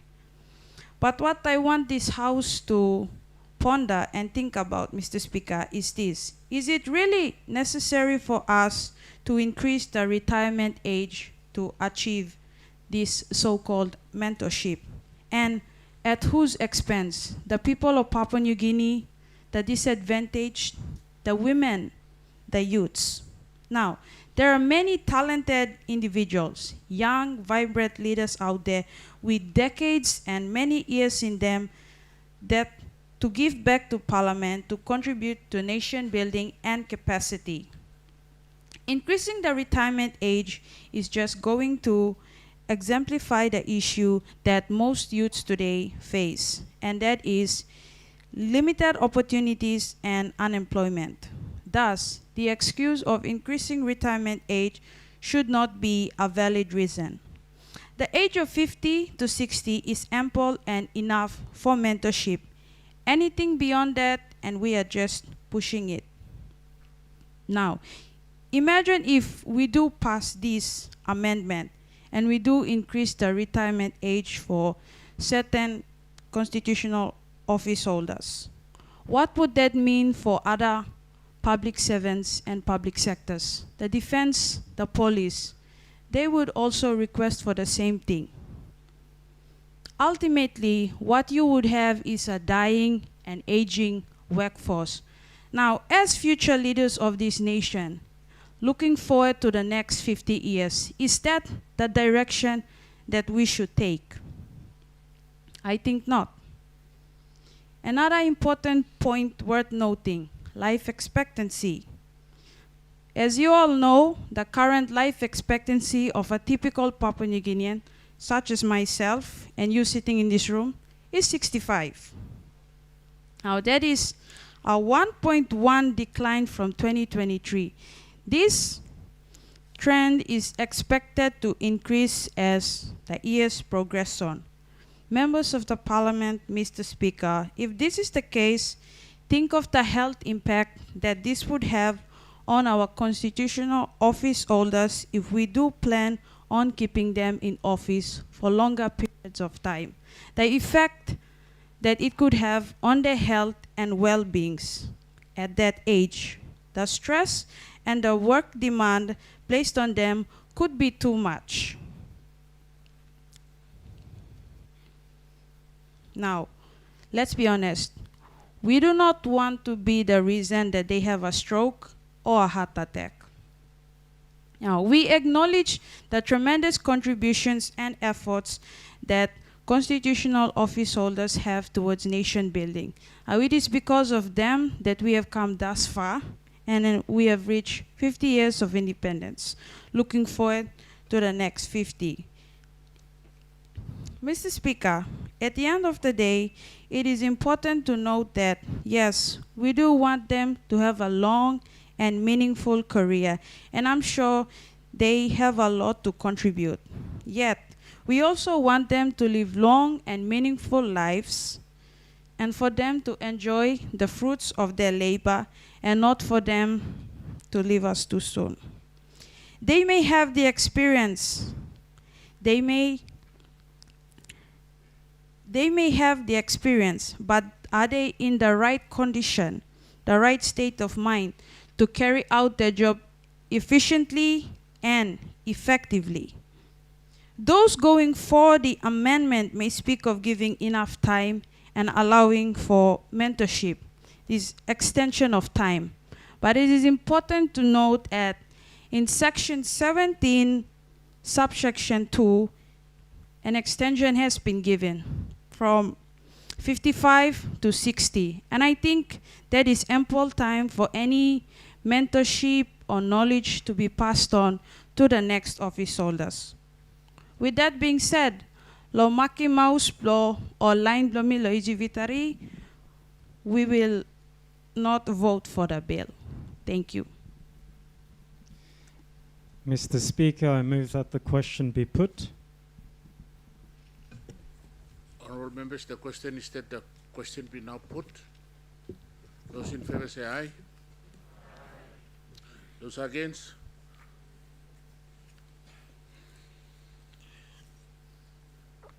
The question is that the proposed law be now read a second time. Those in favour say aye. Against? Clock.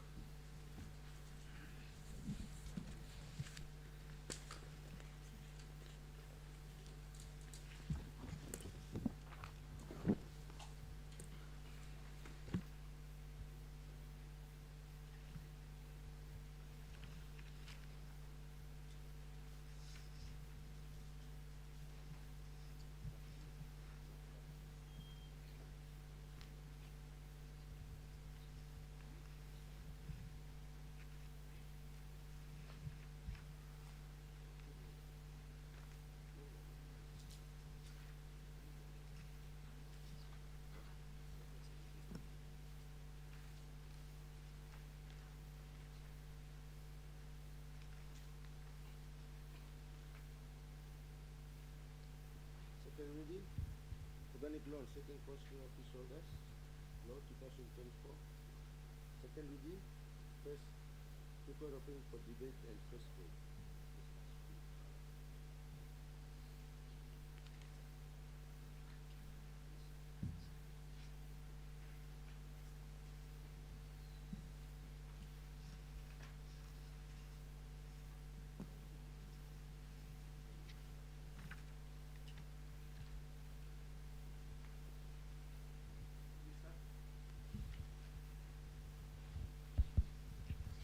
Mr. Speaker, I ask leave of the Parliament to move the proposed law without amendments forthwith.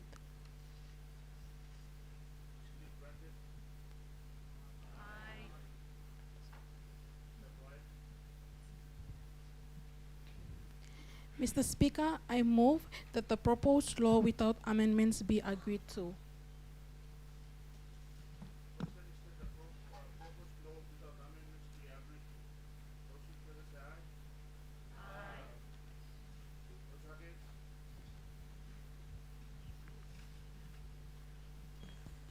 Honorable members, as this is a first vote, the Constitution requires that the vote must be recorded.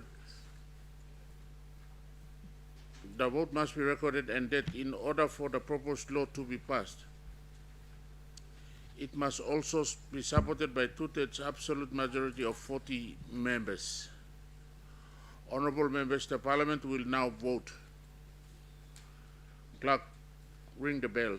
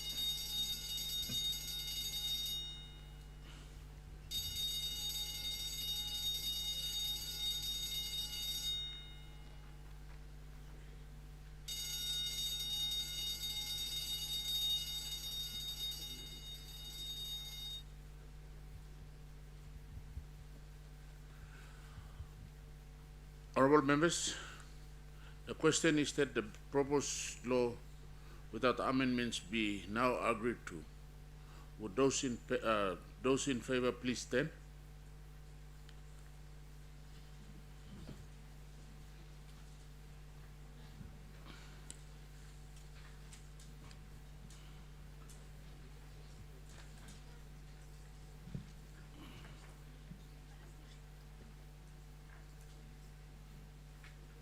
Let's count.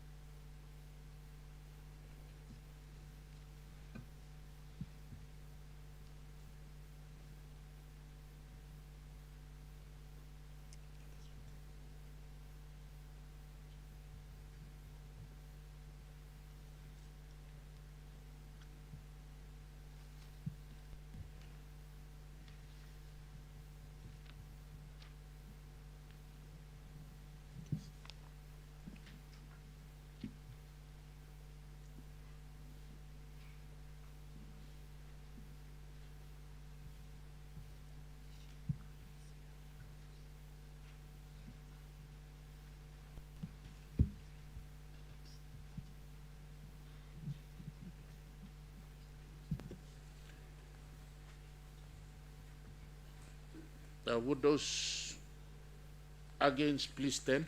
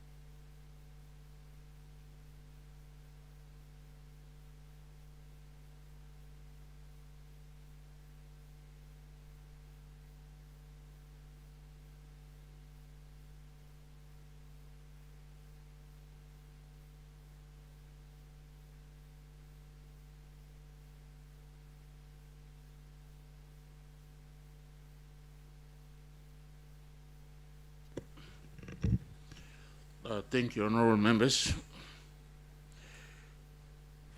The result of the vote is ayes 37, noes 22.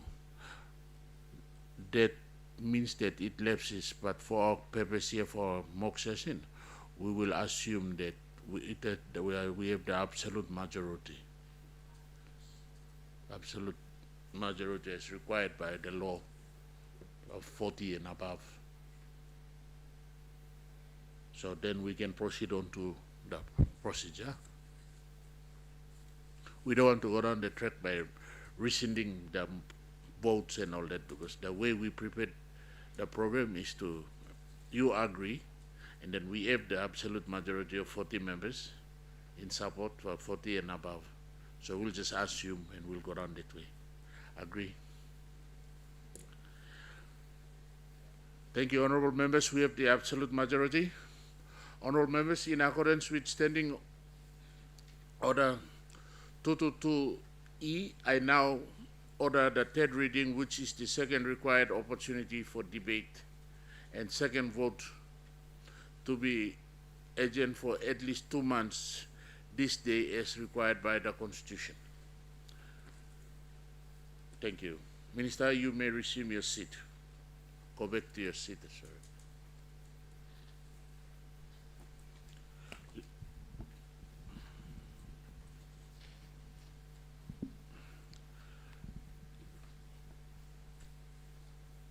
Leader of Government Business. Mr. Speaker, I ask leave of Parliament to move a motion without notice. Is leave granted? Leave is granted. Leader of Government Business, go ahead. Move your motion.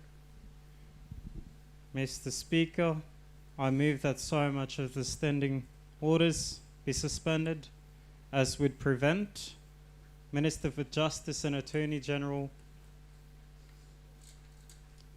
the Criminal Code. No, the next one.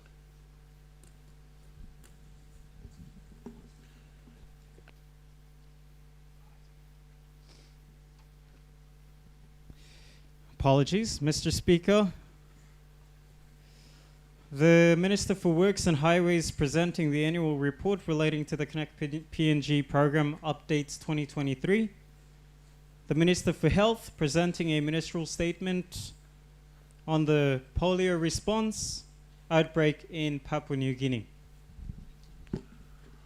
Honorable members, the question is that the motion be agreed to. Those in favor say aye. Those against? Honorable members, papers. Minister for Works and Highways.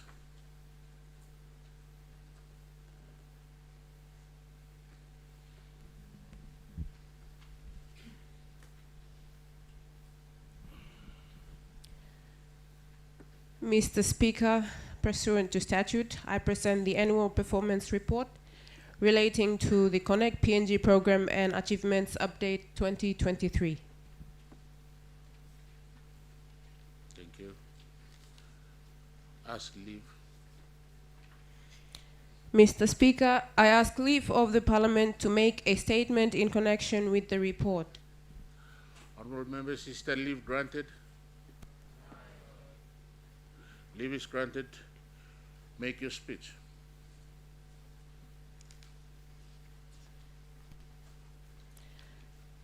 Mr. Speaker, thank you for giving me an opportunity to provide a summary of Connect PNG program performance and achievements as required by the Connect PNG legislation.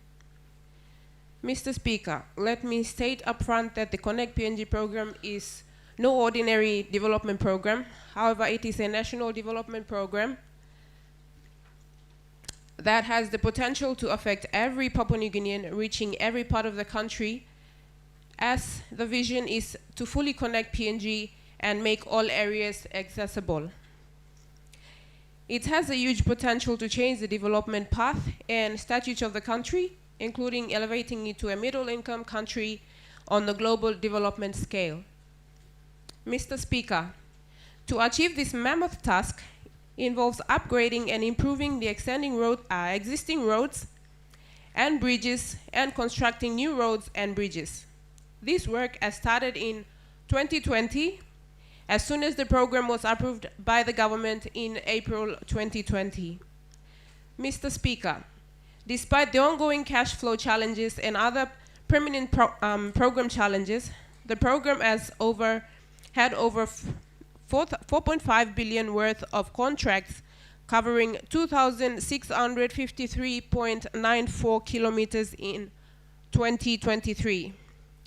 This comprised 50% funding from the national government and 50% from loans, grants, and tax credit scheme funds. The government continues to value and enjoy the ongoing funding funding commitment and supporting of our partners to the road sector in general and to the Connect PNG program in particular. The department has made substantial progress towards the objectives of the Connect PNG program, thereby catalyzing the anticipated socio-economic development benefits. The people of PNG can be assured of the immense impact the program will have on the country as a whole once the country is fully connected and accessible.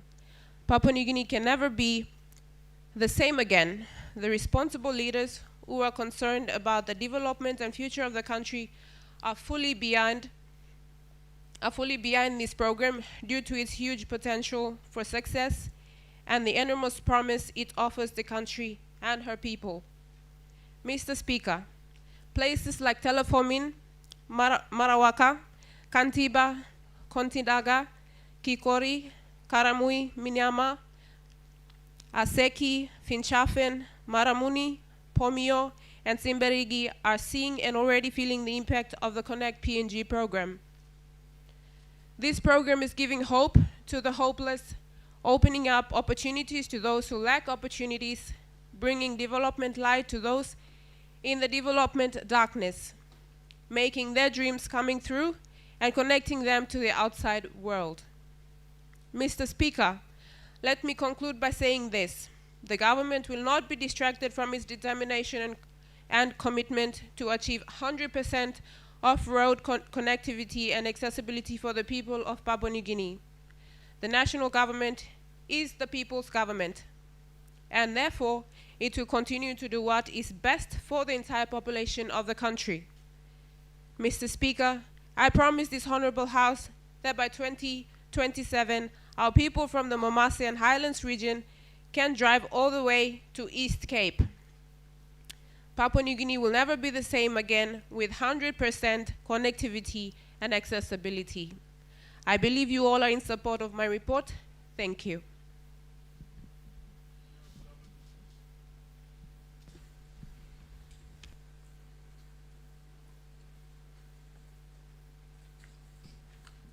Mr. Speaker, I move that the Parliament take note of the paper and the debate be adjourned and made an order of the day for a subsequent sitting.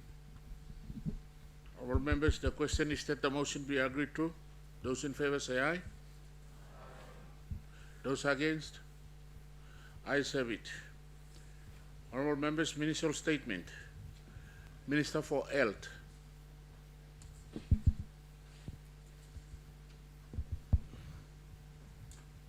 Thank you, Mr. Speaker.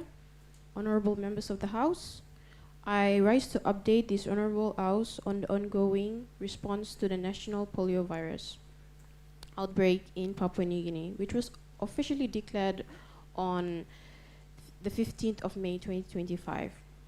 Mr. Speaker, Papua New Guinea has maintained its polio-free status since 2000. However, on 4th April 2025, environmental surveillance in Leh detected poliovirus.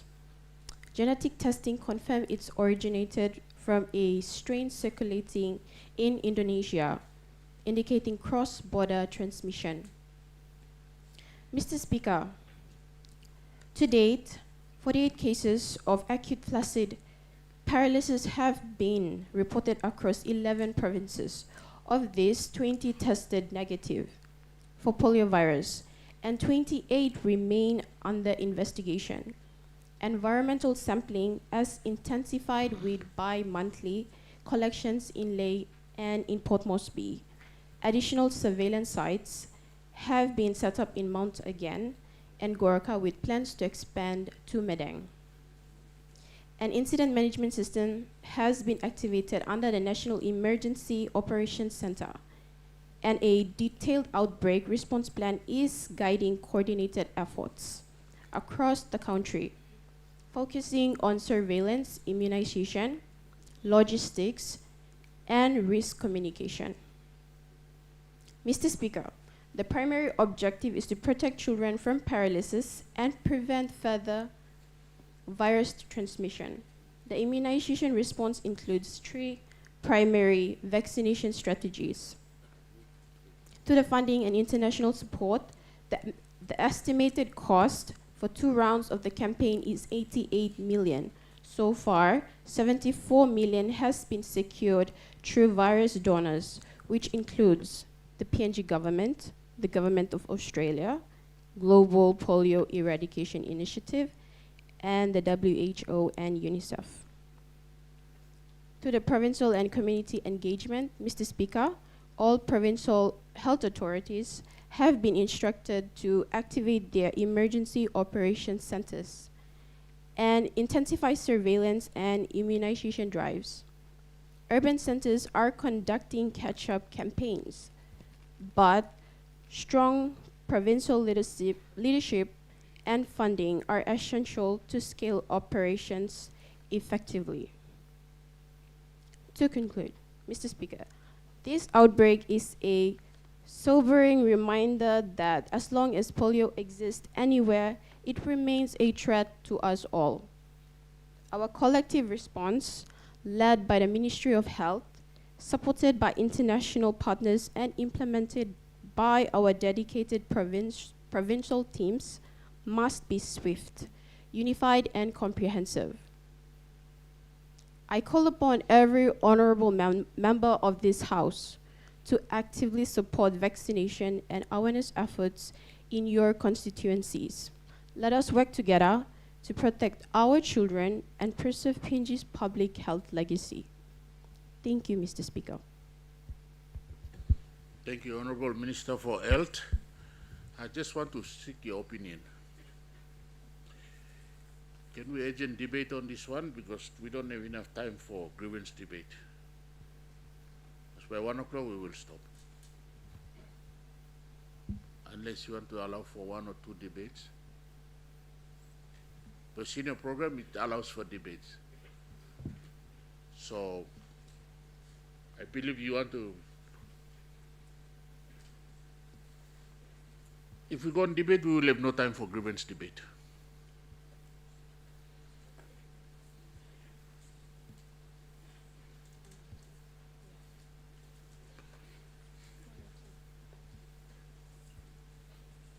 I will allow for one debate.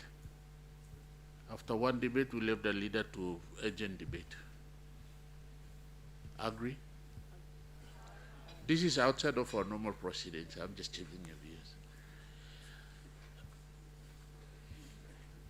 views. Member for Bougainville. Regional member for Bougainville. Mr. Speaker, I move that Parliament take note of the paper and would like to debate. Go ahead, Honorable Regional Member. Thank you, through Mr. Speaker. Thank you, members of the Parliament.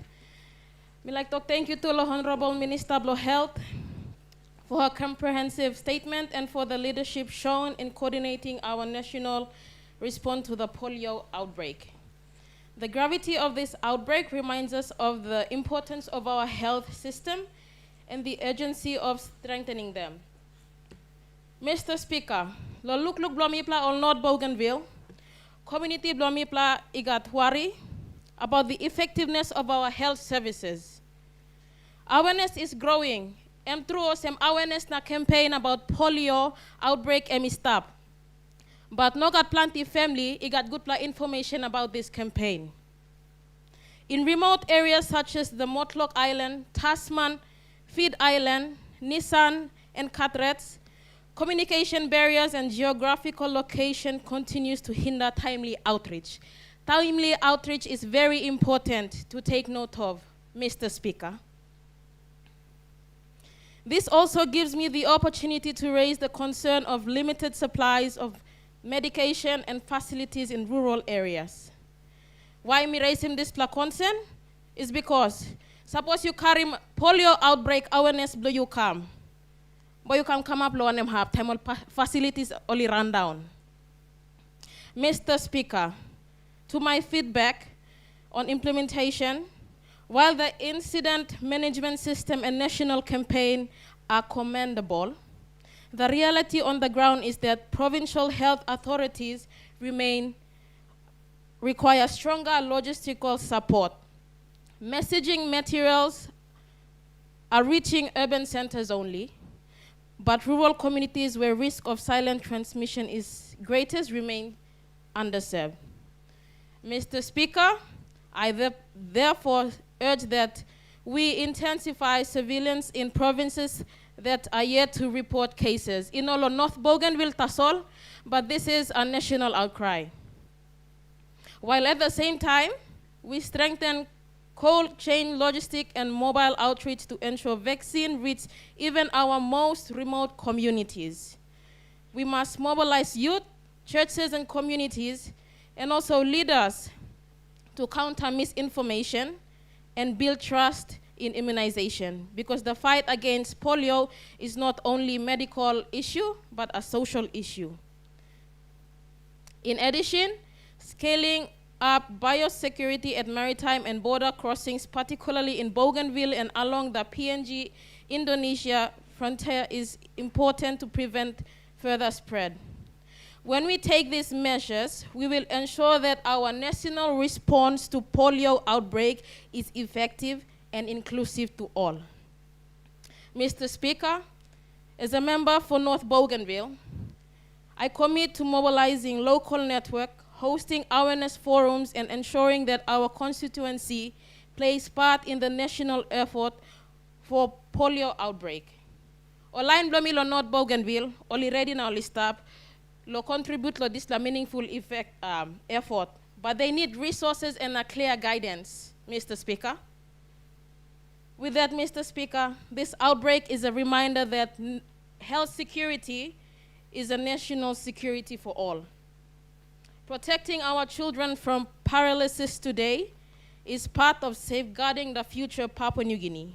Let us all act swiftly, inclusively, and decisively so that no province, no community, and no child is left behind. Thank you, members of the House. Thank you, Mr. Speaker. Mr. Speaker, question be put.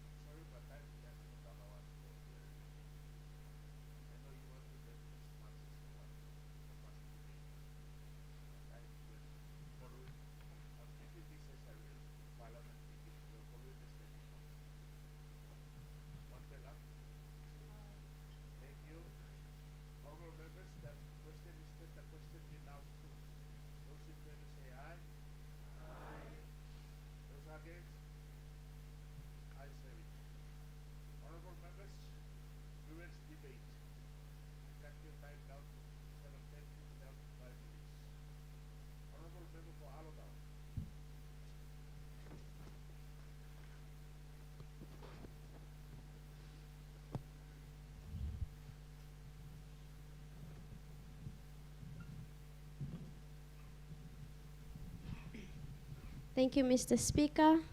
Thank you for the opportunity for recognizing me for a grievance debate. I wish to bring to you and this House an issue that has affected my people for more than 5 years. On Monday, 14th December 2025, there was an incident along the North Coast Highway, claiming lives and injuring many. Mr. Speaker, this is the only road that connects hundreds of villages to Alotau town where produce are sold and needs are met. Now this incident, Mr. Speaker, has been caused by two factors that I want to bring to this floor. The incident was a result of a robbery or hold-up that was conducted by youths from nearby villages. This is not a new issue, and I'm sure you have seen on the media. Two, terrible road condition. It takes almost 4 to 5 hours to travel from Taupota, which is the nearest boat stop, to Alotau town. A journey that could take 2 hours, but because of the poor and terrible road condition, it takes that long. Now, Mr. Speaker, this road, like I mentioned, is the only means of transport for my people. There is no other way. Despite constant holdups, PMV accidents, terrible road conditions, and the long hours it takes to get to town, my people still use this road. Mr. Speaker, since the inception of the Connect PNG program in 2021, there has been dozens of efforts made to construct new roads. And I believe there has been little to no efforts to maintain existing roads such as the North Coast Highway.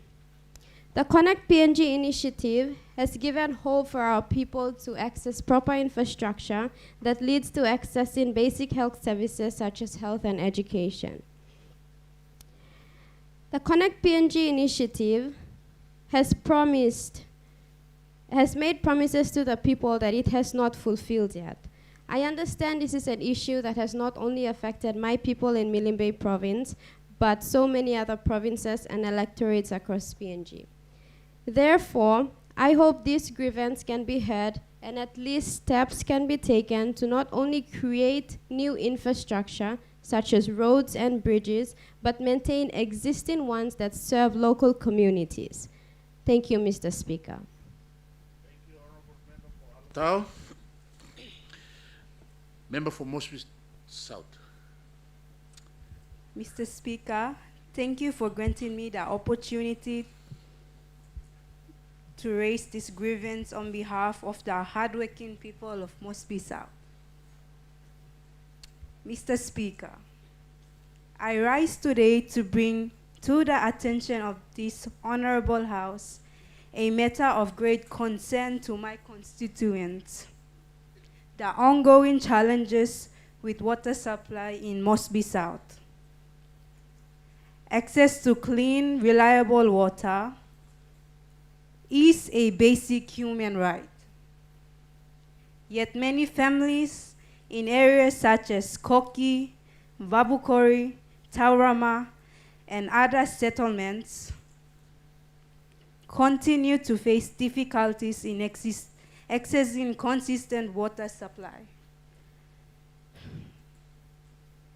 Residents are often forced to queue for hours at overcrowded standpipes, or go days or even weeks without water from the taps.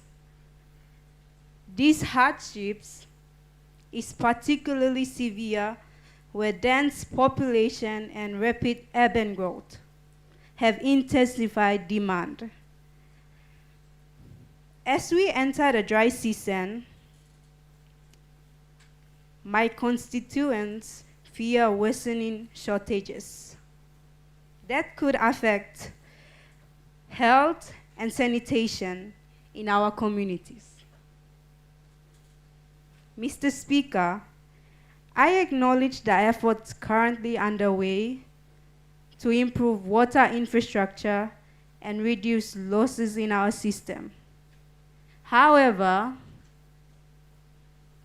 I wish to respectfully bring the urgency of the situation to the attention of this House and our government.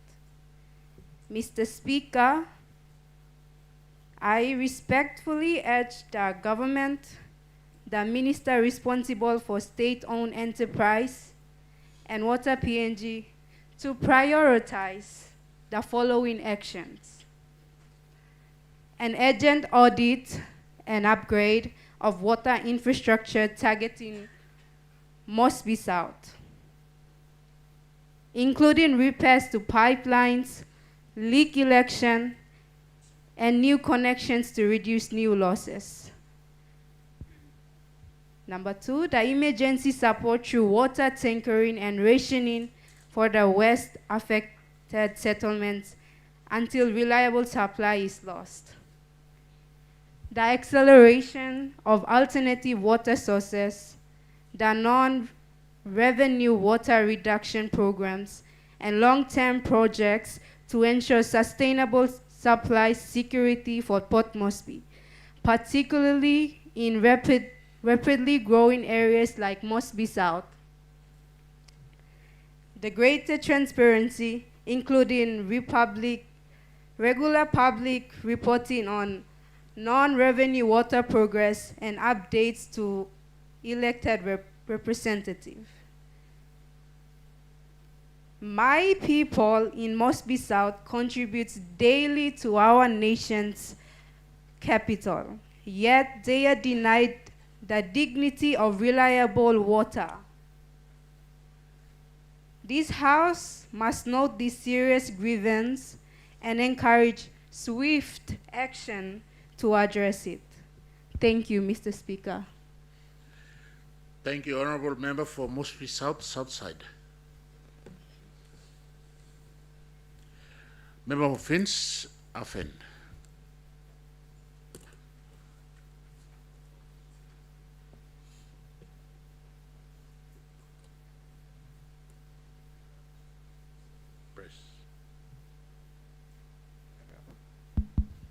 Thank you, Mr. Speaker, for this opportunity to bring forth a matter that is truly prevalent. And thank you for allowing this space on behalf of the people of Finchafen and Morbe to address this crucial matter.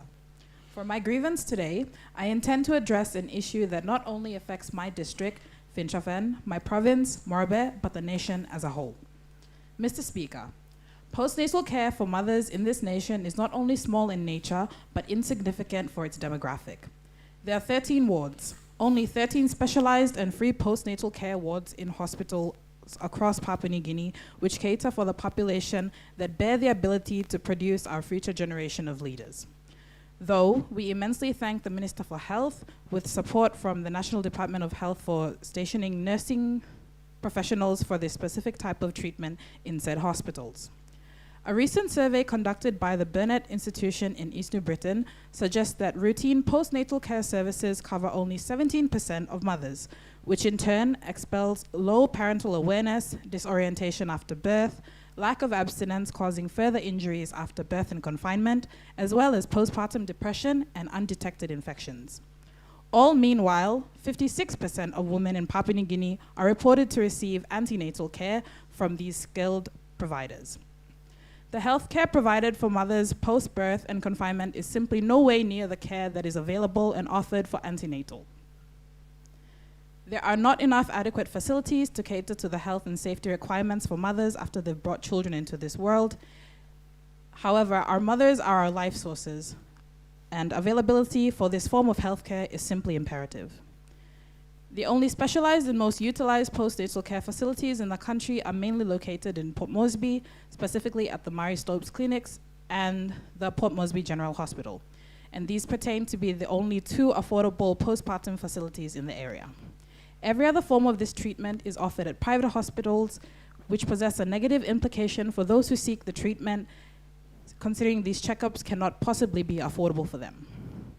In Finchafen specifically, the 6 facilities in main health centers are run down as they possess inadequate medical supplies, disrupted laboratories, and unfinished working areas for postpartum treatment, as reported by the Finchafen Health Manager. Furthermore, Mr. Speaker, 80% of postnatal deaths in Papua New Guinea are caused by sepsis, and other causes include postpartum hemorrhaging and eclampsia. Pending the readability and availability of these resources, can these infections and diseases be treated appropriately without impending the loss of precious lives? This is a nationwide issue that needs to be properly addressed. How can we continue to build a strong nation when we fail to cater to the human beings that contribute the most to our human resource?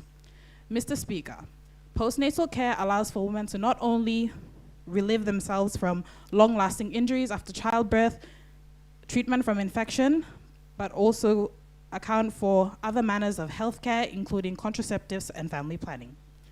My grievance and plea simply is to acknowledge the discrepancy between pre- and postnatal healthcare and to garner towards the full care of our mothers, especially after birth and confinement. That is all for my grievance, Mr. Speaker. Thank you. Thank you, Honourable Member. Governor Foela.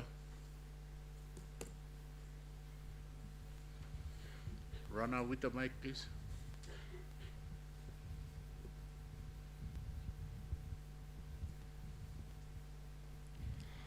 Thank you, Mr. Speaker and honorable members of Parliament.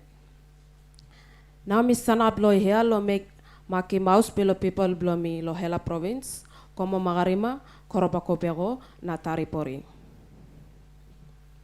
Without further delay, I'll get to the point. I stand before you today to address in a pressing issues in Hela province. The involvement of youth in trouble fighting, our young people are being drawn into conflicts that are destroying our communities and robbing them of the future. The vocational training centers in our province are underutilized, and our youths are not being equipped with the skills they need to compete in the modern world. Instead, they are being pulled into fights that bring only destruction and sorrow.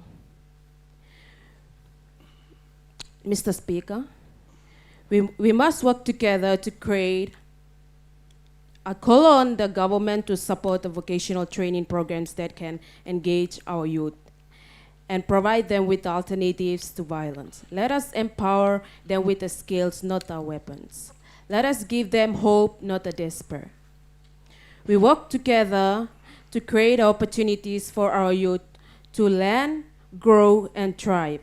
I urge the government to invest in vocational training and job creation program that will benefit our young people and our province as a whole. Let us redirect our youth from the path of destruction to the path of progress. Thank you, Honorable Mr. Speaker.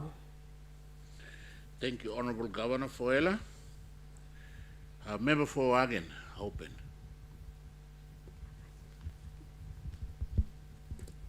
Thank you, Honorable Speaker, honorable members of Parliament. I rise today on behalf of my people of Mount Hagen to present a grievance that touches every ward, every family, and every child in Mount Hagen. This grievance concerns the critical shortage of medicines and healthcare staff in Mount Hagen and across Papua New Guinea. Mount Hagen General Hospital, our regional referral center, is overwhelmed.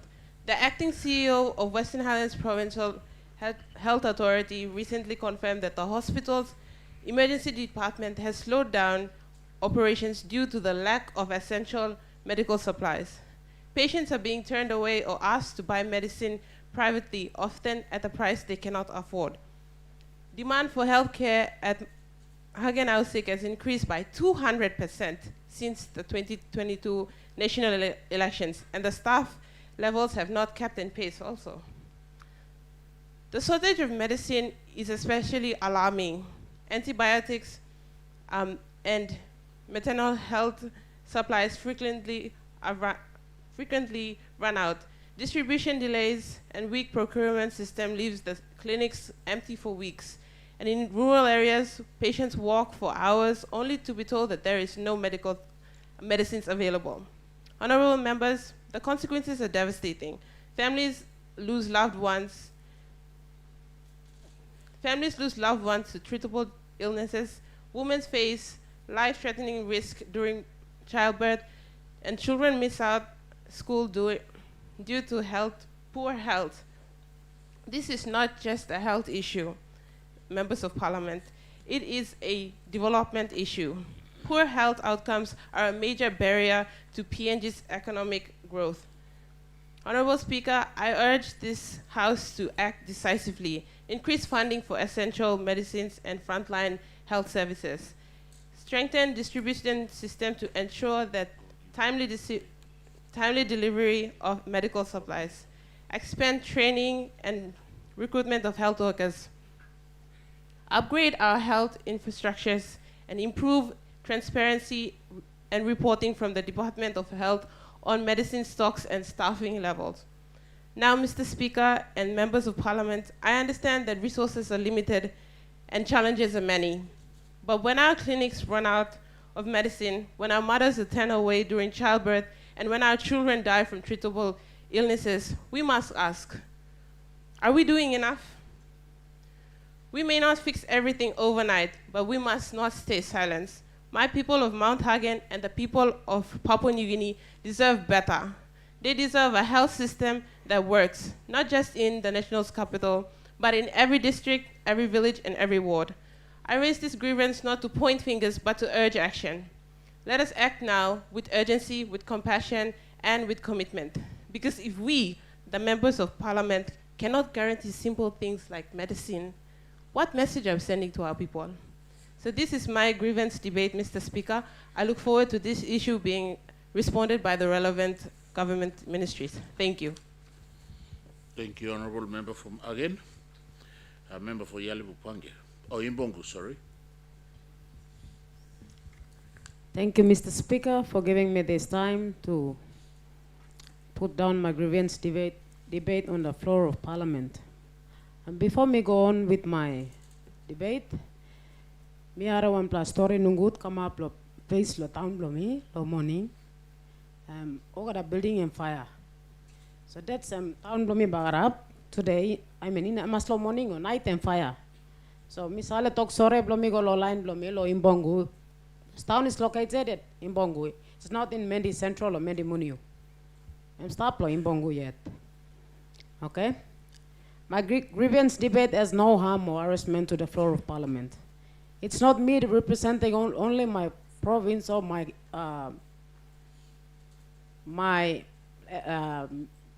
district, but but Papua New Guinea as a whole.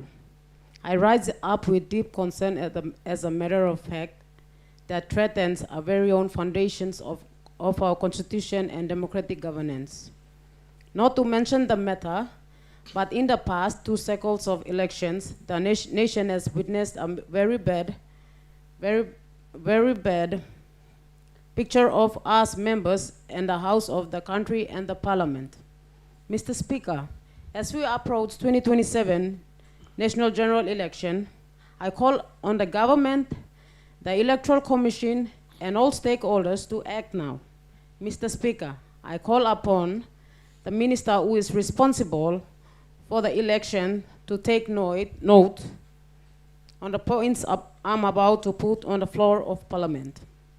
My points are: strengthen election security and neutrality, end the abuse, special circumstance, and shortcut to legitimacy. Enforce the law equally, no candidate above it, no youth below its protection.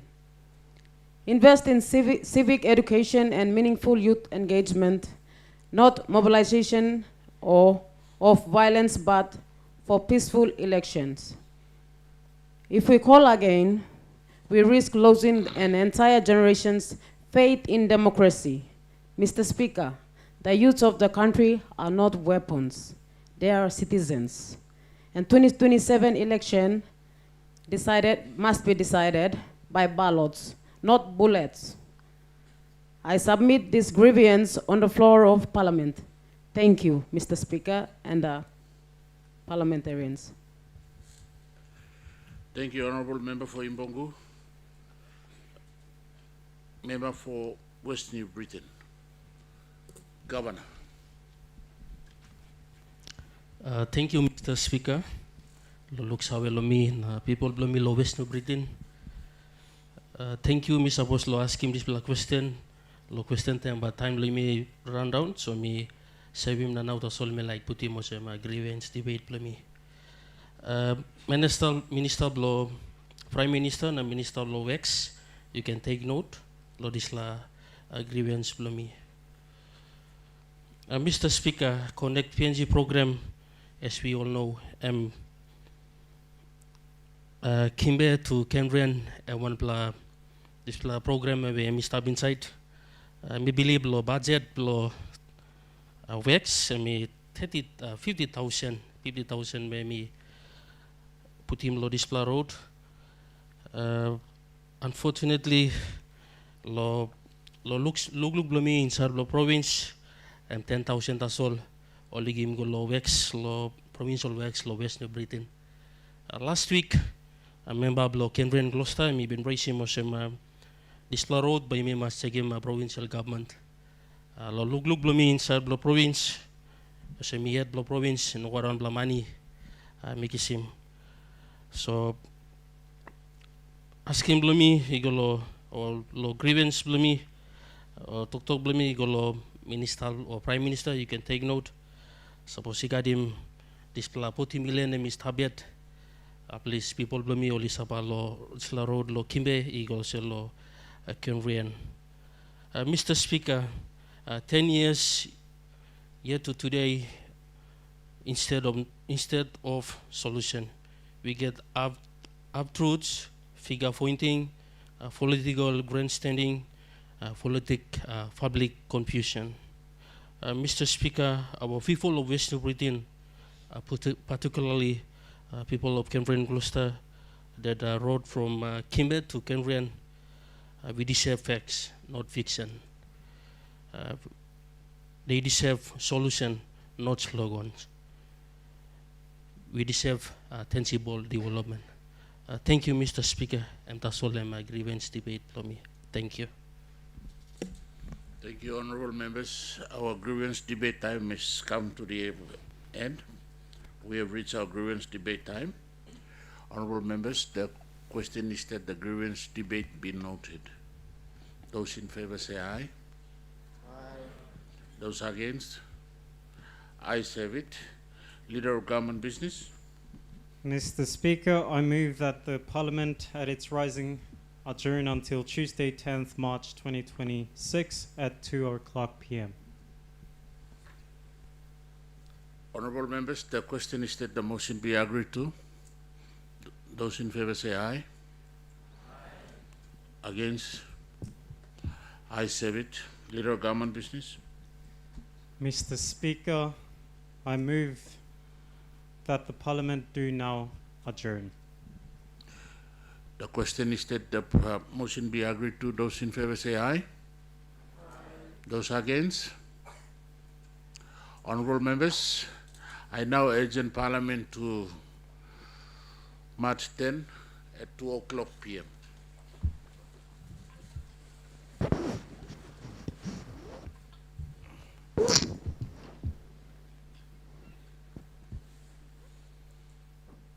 Thank you. Thank you, everybody.